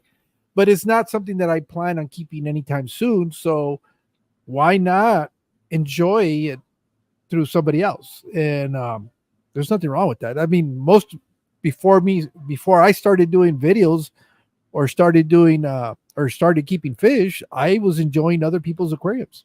That mhm, was a big part of my YouTube consumption was kind of enjoying through them what they were doing. yeah. And I mean, my big tank. I mean, there are mostly predator fish in there, but it's a community tank too, and it's just a community tank on a larger scale. And I probably have less aggression and less like altercations in my big predator tank than I do in my 55 that's full of like platies and mollies. I most of the males in there are all attacking each other, or they're just nonstop not leaving the females alone. And Yeah. you look at it and you see all the fish are they get stressed out from that, from all the chasing, or they've got like battered fins and stuff like that. Whereas I've got some killer fish in the big tank, and they all get along because the aggression is balanced. So like I've got my Texas cichlid is in there, and luckily that Texas cichlid is able to cope with the Oscar that's much bigger than it, and then the Oscar has its moments, but it mostly gets along with all the Bisher, and I've got I think 3 2-foot long Bisher in there now, and they all have their spots. And if any of them kind of get in the front middle, the Oscar will chase them out. And if you ever watch him, if the Oscar's like trying to like dig out a little spot to like hang out at, he might bite, but he kind of bites in like a slow motion. You know what I mean? Like he bites as like a get out of here kind of bite, and not like a I'm trying to eat bite. Okay. And that's the kind of aggression that I excuse me. That's the kind of aggression that I'll get in that tank. They're not. They might bite onto. I've seen one, my ornate Bisher, my biggest one, bite down onto another one's like frontal fin, and it bit him, and it looked like it was going to be bad, but he just let go. You know, he could easily rip that off. And these fish have crazy mouths with insane teeth, and they can easily do whatever damage they want, but they're not doing that damage in there. They have a pecking order that they establish, their own kind of like alpha, who's in charge of the wolf pack kind of deal, and they just kind of uphold that every now and then, but they're not trying to hurt the other fish. So it's very low aggression. It's just like any other community tank. It's just on a bigger scale. So I just slowly got bigger fish over time, bigger, and then it's like, oh well, this fish needs. It's a classic thing where someone says, "Oh, I'm gonna get an upgrade later," except I actually did. Yeah. You know, The big mistake that a lot of us have made at one point or another. yeah. It's you have your 20-gallon tank and you get a fish that gets a foot long, and then it's like, oh well, you need a bigger tank. It's like, oh well, I'm planning on upgrading soon, except for I actually like that's the comment you see on Facebook all the time. But I actually did upgrade soon, and then I did it again and again and again. And now I've got thousands of gallons of water in my apartment, and I'm moving, and it's a fun thing I'm working out of my head. And Well, thank you, Eduardo, for yeah, the 10 Eduardo, 10 memberships. subs or 10 memberships. I'm trying to see who all got them in there. I'm trying to read. Yeah, the that's what I'm waiting for. Most There's- of the people here are subscribed, I are don't members. I don't see it on StreamYard, but I see it on YouTube itself. Oh, okay. I That's think probably what it is. StreamYard's not showing Fish Fam It was or something. okay, here it is. So Katie got one, Kyle. No. Was it Bud's Files? Let's see. I gotta go to the YouTube side. Oh wow, here we go. Yeah, it looks like New Local Austin got one. Ritesh, Ross, Nene Sarcoma. He's one of the guys that I know from the Mexico side. David Mendoza. Fish Family got one. No, they were saying thank you. The comment, yeah, I saw Yeah, that too. something fishy. Was able to get one. Big Steve, Bud Files, Katie, and I think that was all of them. Well, thank you, Eduardo. I appreciate that so much. I know he's going to bed, so he had to do his deed before he went. Yeah, no, it's just, it's. I've always been interested in, because one of the things that's really cool about this hobby is that we can all be in the same hobby, but we're not doing the same thing. Uh-huh. Some of us, like myself, like some of the more community-oriented aquariums, some of the smaller fish. And I think I've explained that multiple times. I like seeing the busyness of a smaller ecosystem, I guess. Mm-hmm. But I've always been curious, people that have the bigger fish. I make the assumption that you don't get that same interaction, but you get a more personable interaction because it seems that everybody that keeps a bigger fish will say that they act like a pet. Where I know well that these guppies could give a rat's ass about me. They don't know anything about me, but I know people that keep fish like you with the Oscars and some of the Beischers. The fish will seem to recognize you and interact with you, the individual, and Mm-hmm. I hear it from people that have had flower horns. Oscars is one of the most common ones that I hear people mention that they Yeah, get my that Oscar's experience. like that. And then I was just watching Mike Loves Life, where he had a red devil that he had taken back to a pet store, hadn't seen in a long time, went back, and the fish acted like your puppy dog. It recognized him, it was interacting, so he was kind of like, you could hear that he was kind of like broken up about it and wanted to take him back. And so I guess it's a different experience, but that's what is so fascinating about this. Is we all do it for our own reasons, and we all have a different experience, but similar at the same time. Mm-hmm. It's just, I think it's really interesting, and like Some people will do it with the fresh water, some people do it with salt water, but at the end, there's a lot of commonalities amongst all of us as to for the reasons why we keep them. And that's what I've always found very interesting. And I don't know if it's because we have that common ground that it always makes it easier to interact with somebody that you know you share something in common with.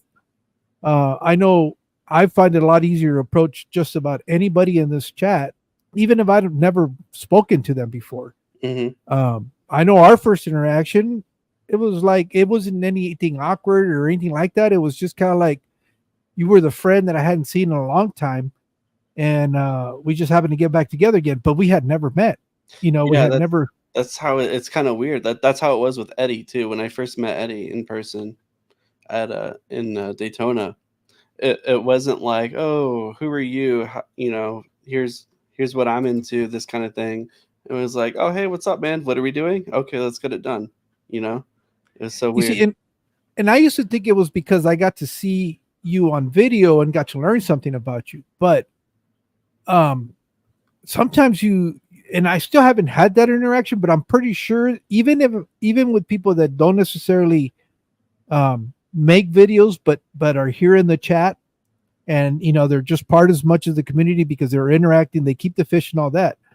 Um but the minute if I were ever to get to meet them, I think that's going to be the same situation where there's like a strong connection just because of the hobby that it Hmm. makes it so easy to talk to somebody because you know that if you didn't have anything else to talk about, the one thing you could always fall back on is how your fish doing.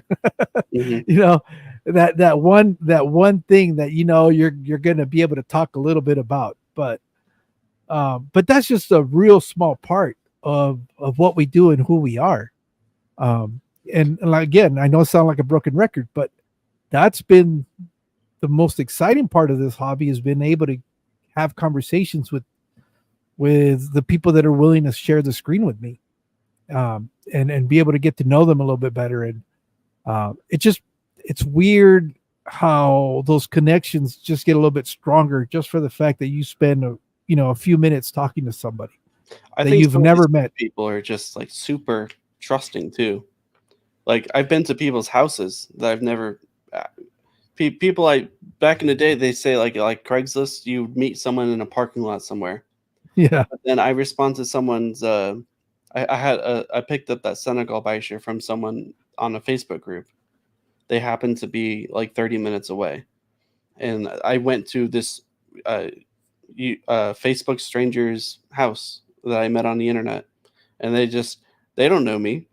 You know, this it was like a nice family. They let me in their house. They showed me their fish tanks, and I'm just like, I mean, I'm a good person, but like, not everyone is. But they're like, yeah. "Oh, well, yeah, you know fish and stuff. So yeah, come on in. Let me show you what I have." And I was like, "Oh, I, okay." I I think it becomes one of those things where and I do that here all the time with people on Facebook that I don't know, but it's kind of like our aquariums are a little badge of pride. Regardless of what people might say or admit, They let they their are a guard little down the bit. chair. There are little badge of pride, and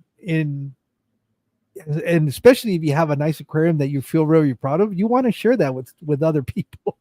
Hmm. We're kind of weird that way. And it's not just me because I've had other people do that to me where it's like, oh, you want to see the aquarium? It's like, well, hell yeah, let's go see it. Let's go. And but yeah, it's weird that you don't have a lot of those precautionary barriers up when you're meeting a Hmm. stranger because in a funny way they're not really strangers. A lot of these people are people that you've exchanged hellos and a couple of sentences with, and they're not you don't consider them strangers. I don't know, it's one of the weirdest things that the social media has You done. you have a common goal, so it's become like like we're on the same team. So I Hmm. might not know you, but I know you're on my team. You know, and I think that's. I mean, even today, like how team dynamics are such a big thing in society. If you feel like you're part of a group, and if you're in the same team, you're willing to let out more acceptance. I think. Yeah. Okay. So we know that the fish hobby is a big part of you, but I know you have other hobbies. What are Oh some of the boy. other things you like to do? Well, I like fish, and I also like fish. No, I'm into a lot of things, and I like to like specialize in different things, I guess. I like gaming and stuff. I've got my computer here, but What kind of like games you like? I like flight simulator kind of things. Um, I I'm in like the aviation space, so I but I don't fly planes or anything like that. So I like to be able to have my computer and play games where I'm like flying a plane because I think it's cool. Have you Um, ever? I know it's expensive, but if you had the money, would you consider getting your license, your pilot license? eh, I don't know because I wouldn't want a plane. No, but there's rotary too. I mean, you can get licenses for that for helicopters. Yeah, you think that's cheaper? No, no, I'm not saying that it's cheaper. That's what I'm saying. If the money wasn't an issue, would you ever consider getting your pilot's license? Yeah, I mean, if I was a millionaire, then sure, I'd get a helicopter and fly out to whatever national park and land and have lunch every day if I wanted. I mean, that'd be great. Um, it's like a drone except for it's you and Yeah. the real deal.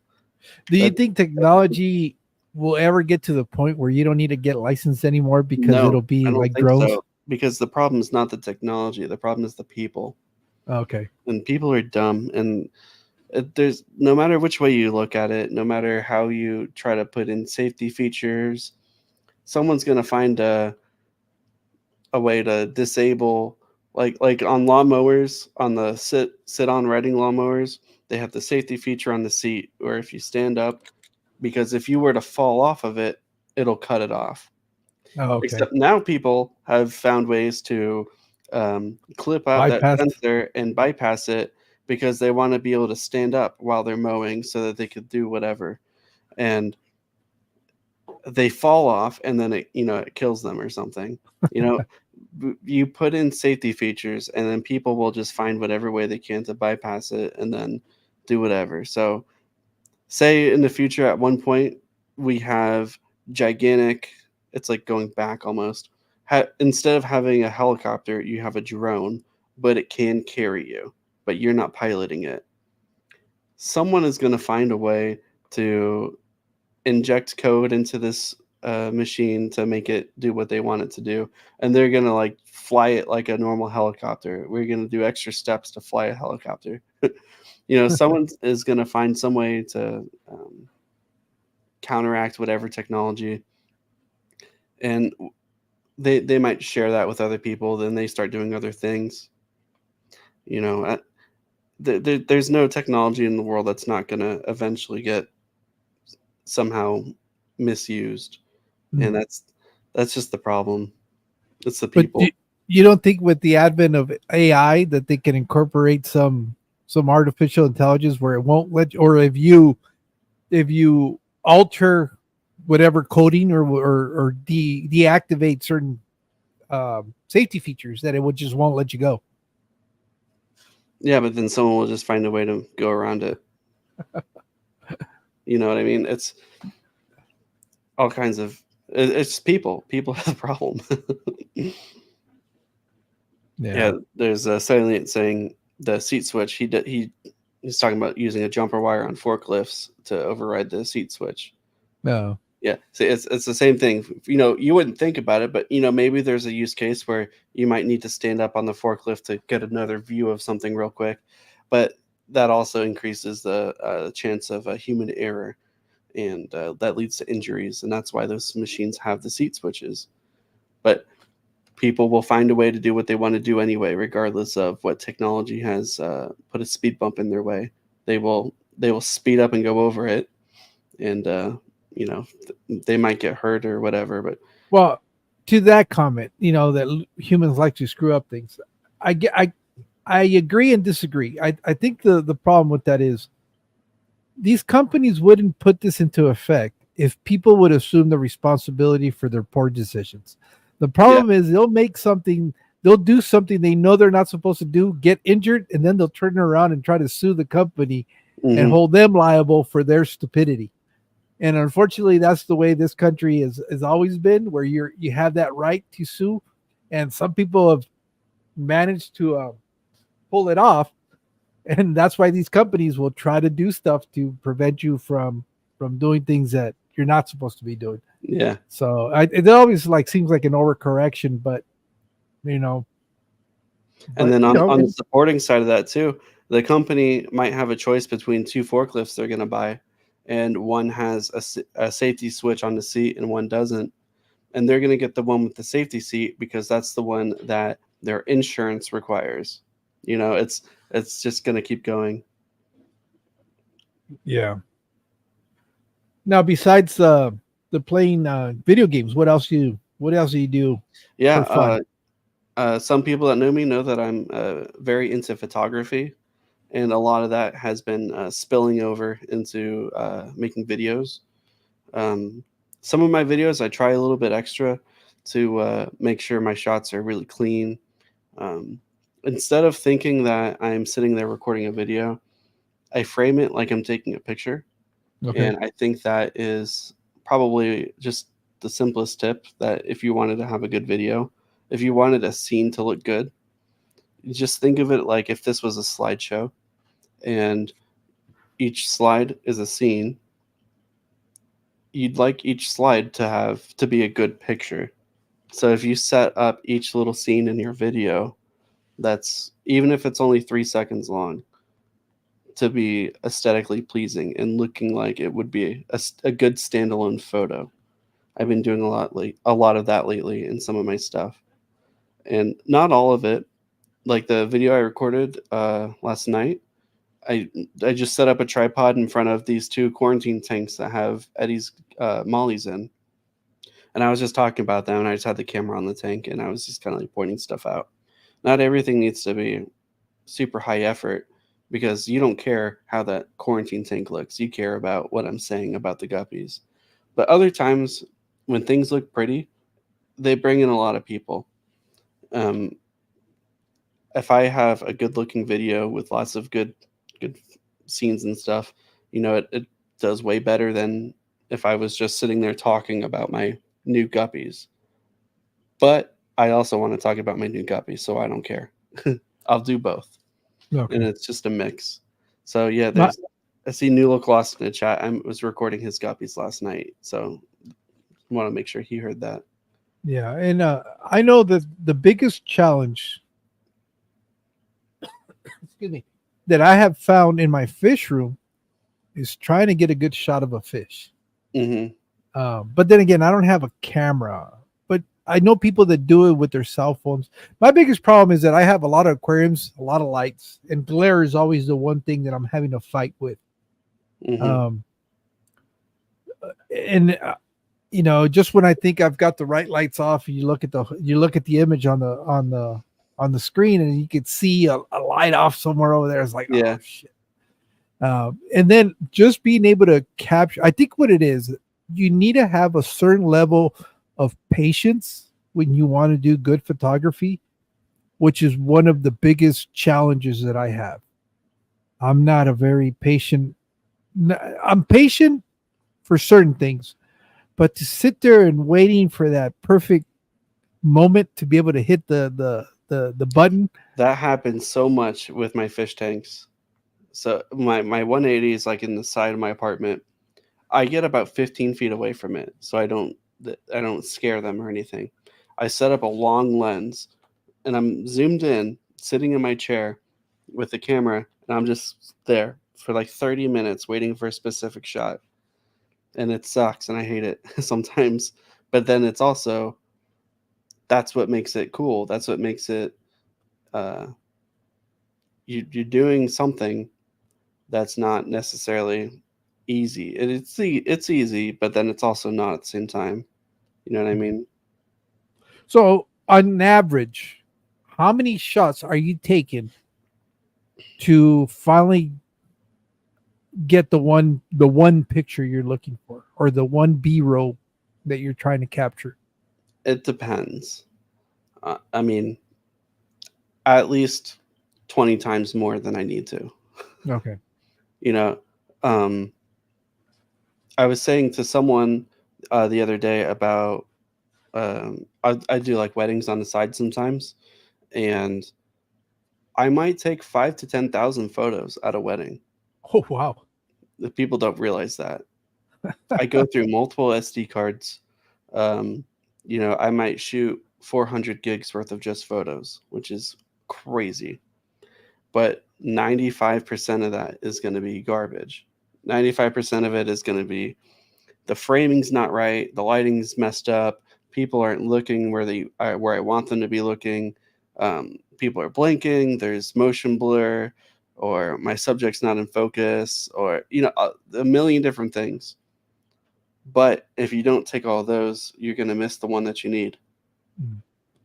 You So know. are you setting it up where you hear that tick tick tick tick tick tick tick, or it's taking a Oh like no, I'm not just sitting there rapid fire taking the photos nonstop. But so my Oscar likes to attack the glass, right? okay. He likes to have his mouth wide open and bite at the glass, and it looks like it'd be a cool photo. So I'm like, oh, let me set up my camera to try to photograph that. Well, it's also very dark, and aquariums, even though they're well lit, are dark for a camera. So I have to like set my shutter speed, but then because it's dark, I have to like raise up my ISO or make sure my aperture is open enough.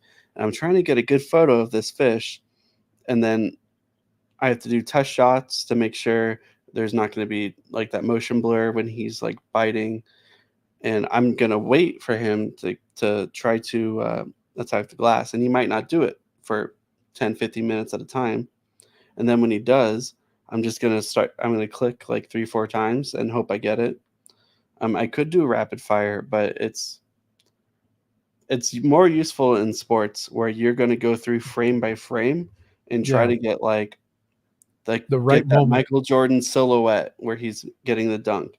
You know, you might get that in a single frame, but you're definitely going to get it if you take all the frames and then scroll through it afterward.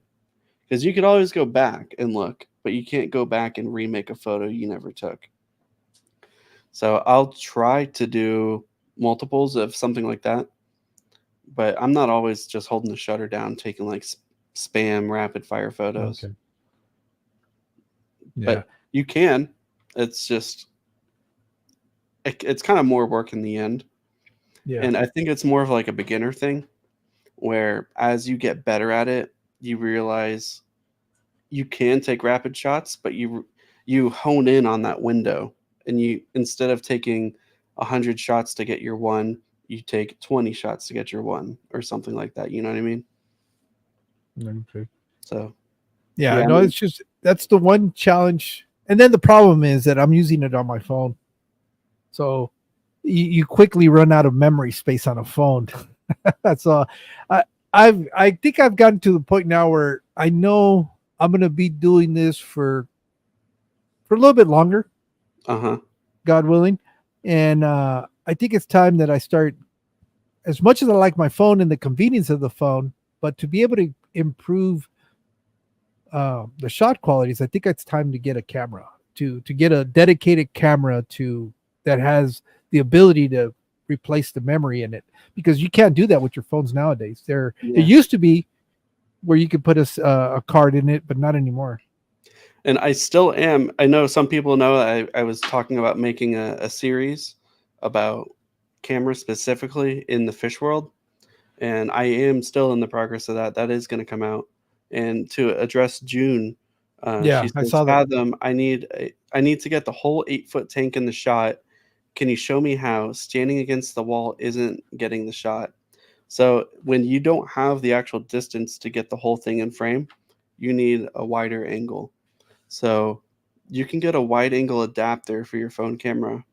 I was Like just going to ask you. even if you're not using, I'm trying to look for my camera. It's on my tripod. I'm stupid.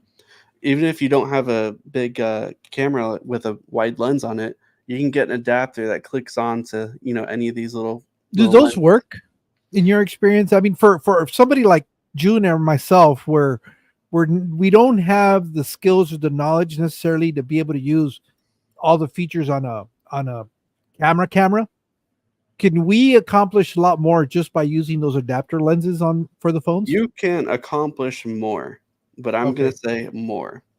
You I think that those lenses work. Okay.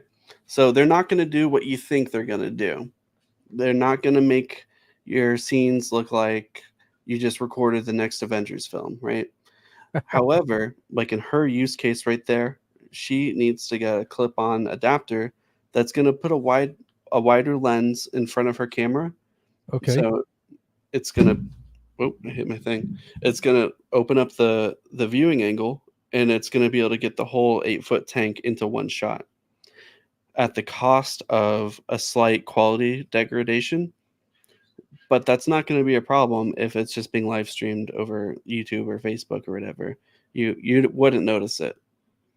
And with the opposite too, they have the other lenses that clip onto your phone, where they let you zoom a little bit further. They have different lenses that are curved glass in the opposite way, that let Hmm. you be able to have a larger uh, what's the right word for it, like a larger focal length, so it's a more narrow view, and it lets you see further. The quality is not going to be as good, but it's going to let you get the shot that you need. Oh, okay. um, So there's and no shortcuts there's to good. great pictures. Is you have to buy the equipment to be able to do that. Sometimes part of what I want to talk about when I do my series is, this is great. Hmm. I did a lot of stuff on this phone, or well, it's my old phone. um, Hold on, let me whoop, I went to another tab here. Am I still here? Yeah, okay. Yeah, you're still here. Yeah, so I actually just got a new phone because I did this. If this Oh, wants to you cracked the focus. screen on it. Yeah, Oh, wow. that's my old one. It got destroyed. It won't even turn on now. So Uh, now I got this one. Um, this camera, if I put clips of what I shoot with this camera into my video in between clips that I shot with this camera, I can do it right and you won't know. Maybe a trained eye would notice, but not your average I consumer. can make it really hard. Okay. You're gonna have a difficult time trying to figure out, if I said one clip in this was filmed with my phone, you'd never be able to figure it out. Okay. But that's also because 90% of it isn't just the camera. Now, if you're using like a toy camera from Toys R Us that's not meant to stream onto YouTube or something, then that's different. But if you're using something on your camera, if you know basic camera fundamentals, you keep the shot steady on some kind of tripod or a gimbal, you know, and then when you're done, you go back and you make sure everything's well lit. You could do color correction to make sure you don't have anything wild going on in your shots. There's a lot that you can go into taking a bad camera to make it look good. But it's even better when that bad camera is already a good camera. The camera on this is plenty fine for what we do here on YouTube. And I've been making some stuff on my phone a lot lately. It's just, I have complete customization when I use this camera here. So if I have Yeah. a vision of what I want my scene to look like, I can dial it in to the T of how I get it. Like this stream right now, you see me, I've got blue in the background and I have blue on this side of my face and stuff. It's all different lights and how I have my camera like dialed in. But I could do it with this too. It's just Well, control. you managed to do something that's really tricky, and that's not having the light glare off your glasses. Because that's I know as a It does a as a little person that bit yeah, but it's not. like this, but I always try to take mine off for the same mhm. reason because I have a light right here. If I'm wearing my glasses, you're seeing a big old halo. High highs. Yeah, because I'm used to making videos in front of a light. So you wouldn't know. I have 3 studio lights on me right now. One, Mm. 2, 3. And then I've got some behind me that are on the floor shooting up. This one and this one are blue. But the only glare is from my computer screen because I'm looking directly at it. You don't see this giant. This is like a 3 foot by 3 foot blue light. You can see it reflecting on my hand. Yeah.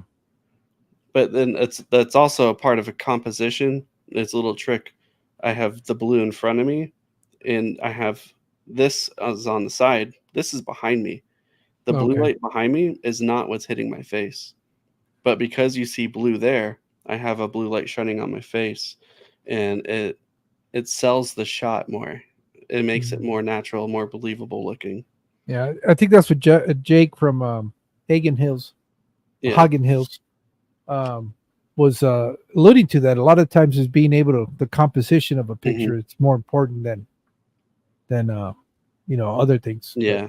Say if I had like a fish tank right here on this wall that was slightly in shot, and it was maybe a saltwater tank, I'd have a blue light like this shining on the side of me up here, and you would think I'm being lit by that tank, but I'm not. And I mean that's part of like practical lighting. You learn about stuff like that in film school, and that's like the biggest thing about cinematography is lighting 100%. But yeah, I'm big into cameras. Hello. um yeah, I've got some cameras behind me. I think I talked to you about it last time before. yeah, Um, those.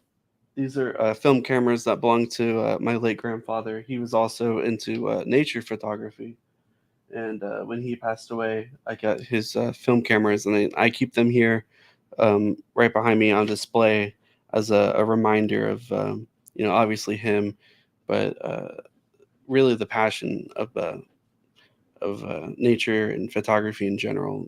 Just knowing how he was into that, and then now I am too. There's this like a special connection with him. When I look through one of his cameras, I feel like. No, let's see here. What's the Hagen Hill saying? It says photography can be compared to fish keeping. You don't need to have the latest and greatest gadgets to make something great. Learn the Mhm. basics. Masterpieces can be done with very little.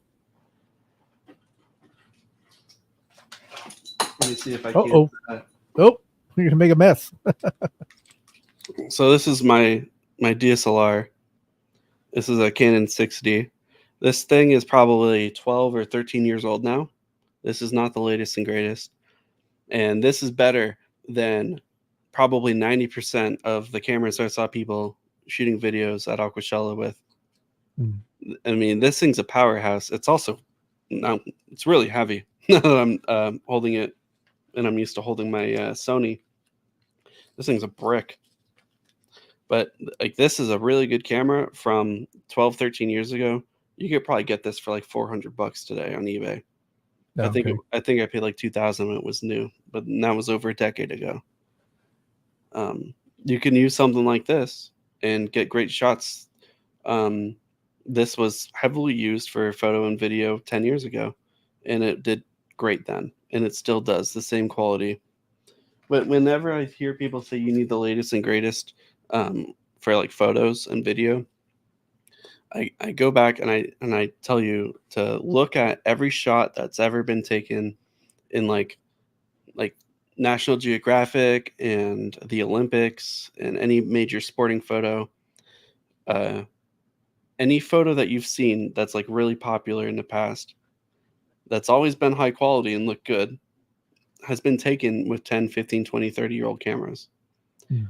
You know, any photos that you saw like in the 90s and 2000s were taken on cameras from the 90s and 2000s. Those cameras still exist today. The only difference between now and then is like a Canon 1D that used to cost 15 to $20,000 at one point now costs you a couple hundred. Mm.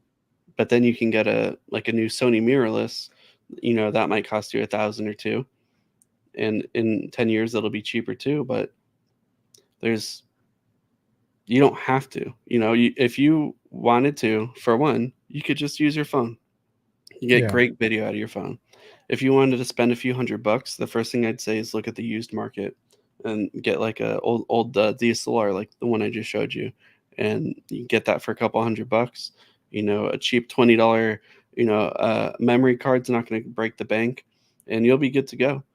And then once you get comfortable with things, you learn the actual limitations of your gear, then you start thinking, oh, well, you know what? My low light performance is really bad. I wish I had a camera with a little bit bigger of a sensor.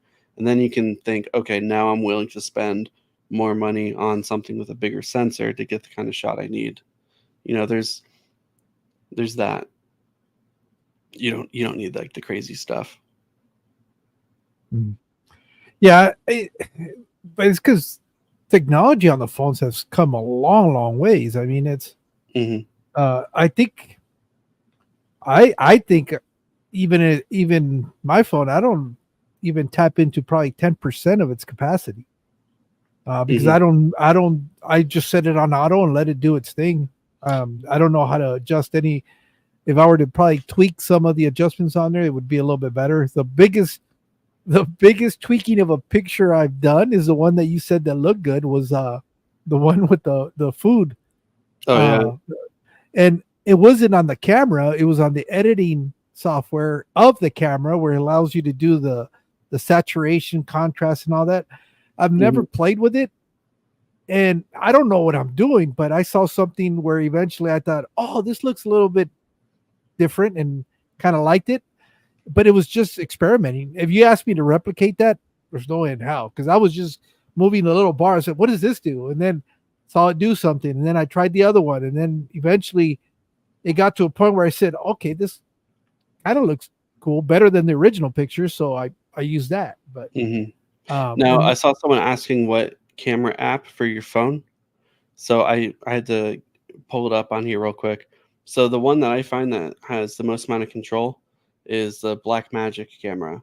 So if okay, you've ever heard of people video editing and they say the words like DaVinci Resolve, that's the editing program that's been put out by the Blackmagic camera company. They make really good high end cinema cameras, and they make these an app for your phone now. So I don't know if I could really get it to show on here, but you could see I have all of my camera controls. You can see I've got a histogram on there, oh, formatting. You can see my live audio, and I can do manual control of my autofocus. And then I can also just change all kinds of different settings on here. yeah, So this is kind of what I'm looking for on my camera, but it's all here on my phone. So if I okay, record stuff on my phone, oh, I'm showing you my secret lights. If I'm showing anything on here, any recordings I'm doing on my phone, it's usually done through this app, okay, and it can also save it in like Apple ProRes. I think it's yeah. I've got some video clips on here. They're only like 1 second. Yeah, it's probably my favorite app for recording, because the problem when you take out your iPhone and you're trying to do a video of your fish tank, it it might be a little different for Android phones, but if you have an iPhone and you're doing like the back facing camera pointing at a tank, the first thing you need to do is tap it and then slide your finger down a little bit to lower the exposure, because the iPhone is going to overexpose your fish tank just right off the bat. mm, And it's going to make your photo or video look a million times better right off the bat. And I think if you slide it and then tap the box, I think that locks the exposure in. So if you go to a different tank or something, the exposure stays the same. Because there's certain things that are just like subconsciously make a video look bad or like a low quality. And one yeah, of those things is the exposure changing a lot. Like if you ever see someone like in a video where they're outside and they go through a door and they go inside and it's really dark, or the that's my opposite, videos. or the opposite where they're inside and they open the door and they go out and it's really bright, it would look way better if your exposure was set uh, by default and it didn't change like that. You just had the right exposure. yeah, So that's one of those things where if you could lower the exposure and lock it when you're recording on your phone of your tank, it's going to look way better. Hmm. I'll have to give that a try. But yeah, using a you don't have to use that app that I say.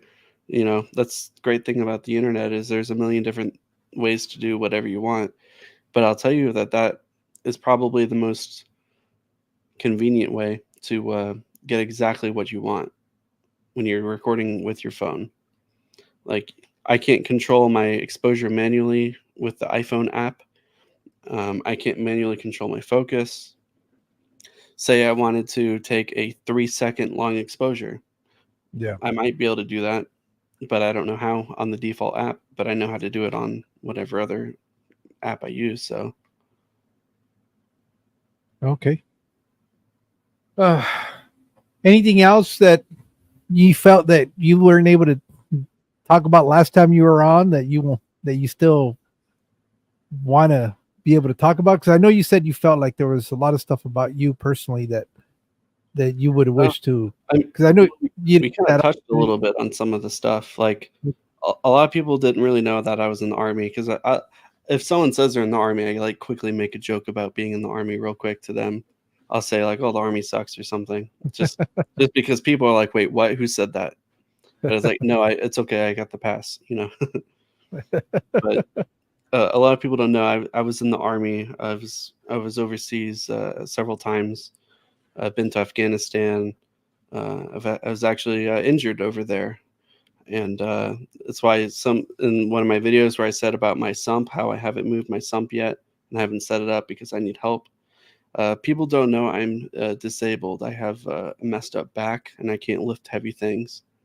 So sometimes if it looks like I'm taking a long time to put out something that involves anything heavy and moving, kind of like how I'm moving an apartment, Yeah. it's it might take a little longer for me to do just because I need extra help or I need like someone to help me out. But a lot of people didn't know about that perspective earlier too about um, being overseas, being shot at, being bombed, and then coming home and having like a it's not like the I don't care about anything attitude because that's different, but it's the I don't care about petty shit Petty. attitude, Yeah. you know. Yeah. Um, You realize there's more important things yeah, when like when you're living. when you're being shot, you find better things to worry about. Your priorities change very Yeah. quickly into something that might be more realistic. And I think now that I'm home and I'm away from that whole life, I find that I've come to fish tanks to ground me and to keep me level. And it's really probably my main source of stress relief. Um, I've seen a lot of things that most people shouldn't see, and I think being able to have an outlet where you're somewhat in touch with nature, like an aquarium, is a really good way to help you find peace with some of that stuff. So a lot of people that have PTSD, like police officers, firemen, obviously military. If you've noticed, there seems to be quite a lot of them here in Mhm. this community, and Yeah. I don't think that's a By coincidence. accident. Yeah, so I think that there's definitely some like natural healing properties in there, and if anything, I mean, it's a relaxing thing to look at at, at minimum, but at best, it's resolve. Yeah. But I know a lot of people didn't know that about me, so I just want to make sure that was known. So I've had to explain it a few times, and I'm sure you probably wouldn't like to explain that you're hurt all the time. So Yeah. No, but well, with that being said, Alex, thank you for coming on for the second time. Well, it's not going to be uncommon. It's not like I'm only going to have people on here once. There's people that I interact on a daily basis. There's people that I call friends, and even though we talk on the phone or through messages or whatever, that doesn't mean that we can't continue to have conversations about anything. yeah, And you're my first repeat. Um, I can't wait to be the first part three. yeah, and it'll happen. I I don't know. It's just there's there's a lot of stuff. It seems like with everybody that's been on, there's still a lot of stuff that was not touched upon, or maybe at the moment you couldn't recall, and that you thought, after you get it, it happens to me all the time where I get off and I'll be like, oh, I didn't share this or I didn't share that. And there's always those things that, because you're, especially when it's the first time, you're a little bit more um, worried that you're going to come across clear and concise, and that your thoughts are going to be complete. Yeah. I think I know what And I'm doing a little bit more now than I did the first time. So, well, it's like me even doing these. It's one of those things where it's like a muscle. The more you work it, the better it's going to get, and mhm. the stronger it's going to get. And I can even look at streams when I was just trying to figure out what I was doing till now, and I can see a growth. I'm not where I like to be. I think there's still room for a lot of improvement, but I can tell that it's getting a little bit better. It's because, at least in my experience, it's becoming a little bit more natural to do this. And but it's, again, it's like anything else. The more you do it, the more you work at it, the better you're going to get at it. Mhm. So Well, I'd like to say real quick that I am gonna have a series out about how to use your phone for photos and video for your fish room. Um, I can't make any promise on any deadline, but just know that's something I'm working on. But please, I have open invitation to every one of you. If you have any questions about how to do anything, I'm always down for a one-on-one where I can try to talk to you about whatever. I mean, whether it's something about fish or photography, or if you just need someone to talk to, the easiest way to contact me is through Instagram. I'm fathom.aquatic because the other one is taken. Fathom.aquatic on Instagram. Feel free to reach out to me there. Or if you can find me on Facebook, I'm on there too. But you know if what, you go ahead. what would be really cool is to do a live stream where we can discuss about this. Have people like you, like Matt, like Jake, that has experience about cameras, and somebody else. Mhm. I know there's a ton of other people here that have not expressed that, but I'm sure that if we dig around here, you could find, at least six people that have got quite an extent knowledge Mhm. of photography. And it'd be nice because everybody could contribute a little bit. There might be some that have a lot more experience with phones, others with cameras, and to be able to have a conversation about it, because it is a topic, whether we want to or not, it could benefit all of us that are creating content to make better quality content. And we could all use some tips and advice and stuff like that to help improve our what we're doing. One of the biggest things that I think was a big improvement, and it wasn't something that that I thought it would change so much, was just adding a better microphone, better than Mhm. the camera microphone that I was using. So little things like that, I think, are where are things that are important to invest in if you're going to continue to try to create content. And I think the photography one would be something that would be that, and videography, which they kind of go hand in hand, would be something that I would definitely be very interested in watching. Whether you guys want to come on here and do it, or you guys want to get together and do it somewhere else, either way, I'm going to be there. That'll be a Because 100-hour live stream. well, and you could break it down too. You could focus on talking about phones, or just understanding what the features are Mhm. on the back of that thing. Like ISO and speeds, and very basic stuff that seems like second nature to you guys because you guys have been doing photography for so long. But for somebody like myself, for somebody that all we've done is just point and shoot, like what you were talking about right now, adjusting the exposure. That's something that I was not aware of. That was Mhm. not something that I knew that I could do. So I'm pretty sure, and even though we don't necessarily want to incorporate it to our content, just being able to take a good picture of your tanks to be able to Yeah, show yeah. goes a long ways. But yeah, if anyone wants to reach out to me on Instagram, for any tips on how to use your phone camera or just get better pictures of your fish, by all means, I usually reply within a day. I have multiple accounts, so like I've got my personal Facebook, and then I have my Fathom Aquatics Facebook. So I'm not signed into both at the same time. I have to like go back and forth. So sometimes I might neglect one over the other. But people know I usually get back within a day. But I'm here to help. Um, I'm just having fun with everything. So feel free to bother me. It's not a bother. It's just something for me to do. And before we leave, the other thing is I want to say thank you to everybody that was here. It seems like every time I see more people participating in this, whether it's not necessarily in the chat, but I look at the numbers up here and I'm sometimes very surprised as to how many people are actually watching at a time. And it's like, whoa. I want to say thank you to all of you for that continued support. And hopefully, this is something that you guys are enjoying. I think you guys are. I've heard positive feedback on that. And, it's something that I truly enjoy and hope to continue to do. And we'll see each other again. The next one that I have scheduled will be with Bill Nanofish, and that's at June 2nd, which I believe is a Sunday, and that might be one of the last ones that I do probably for the month of June. I'm gonna take a little bit of time off.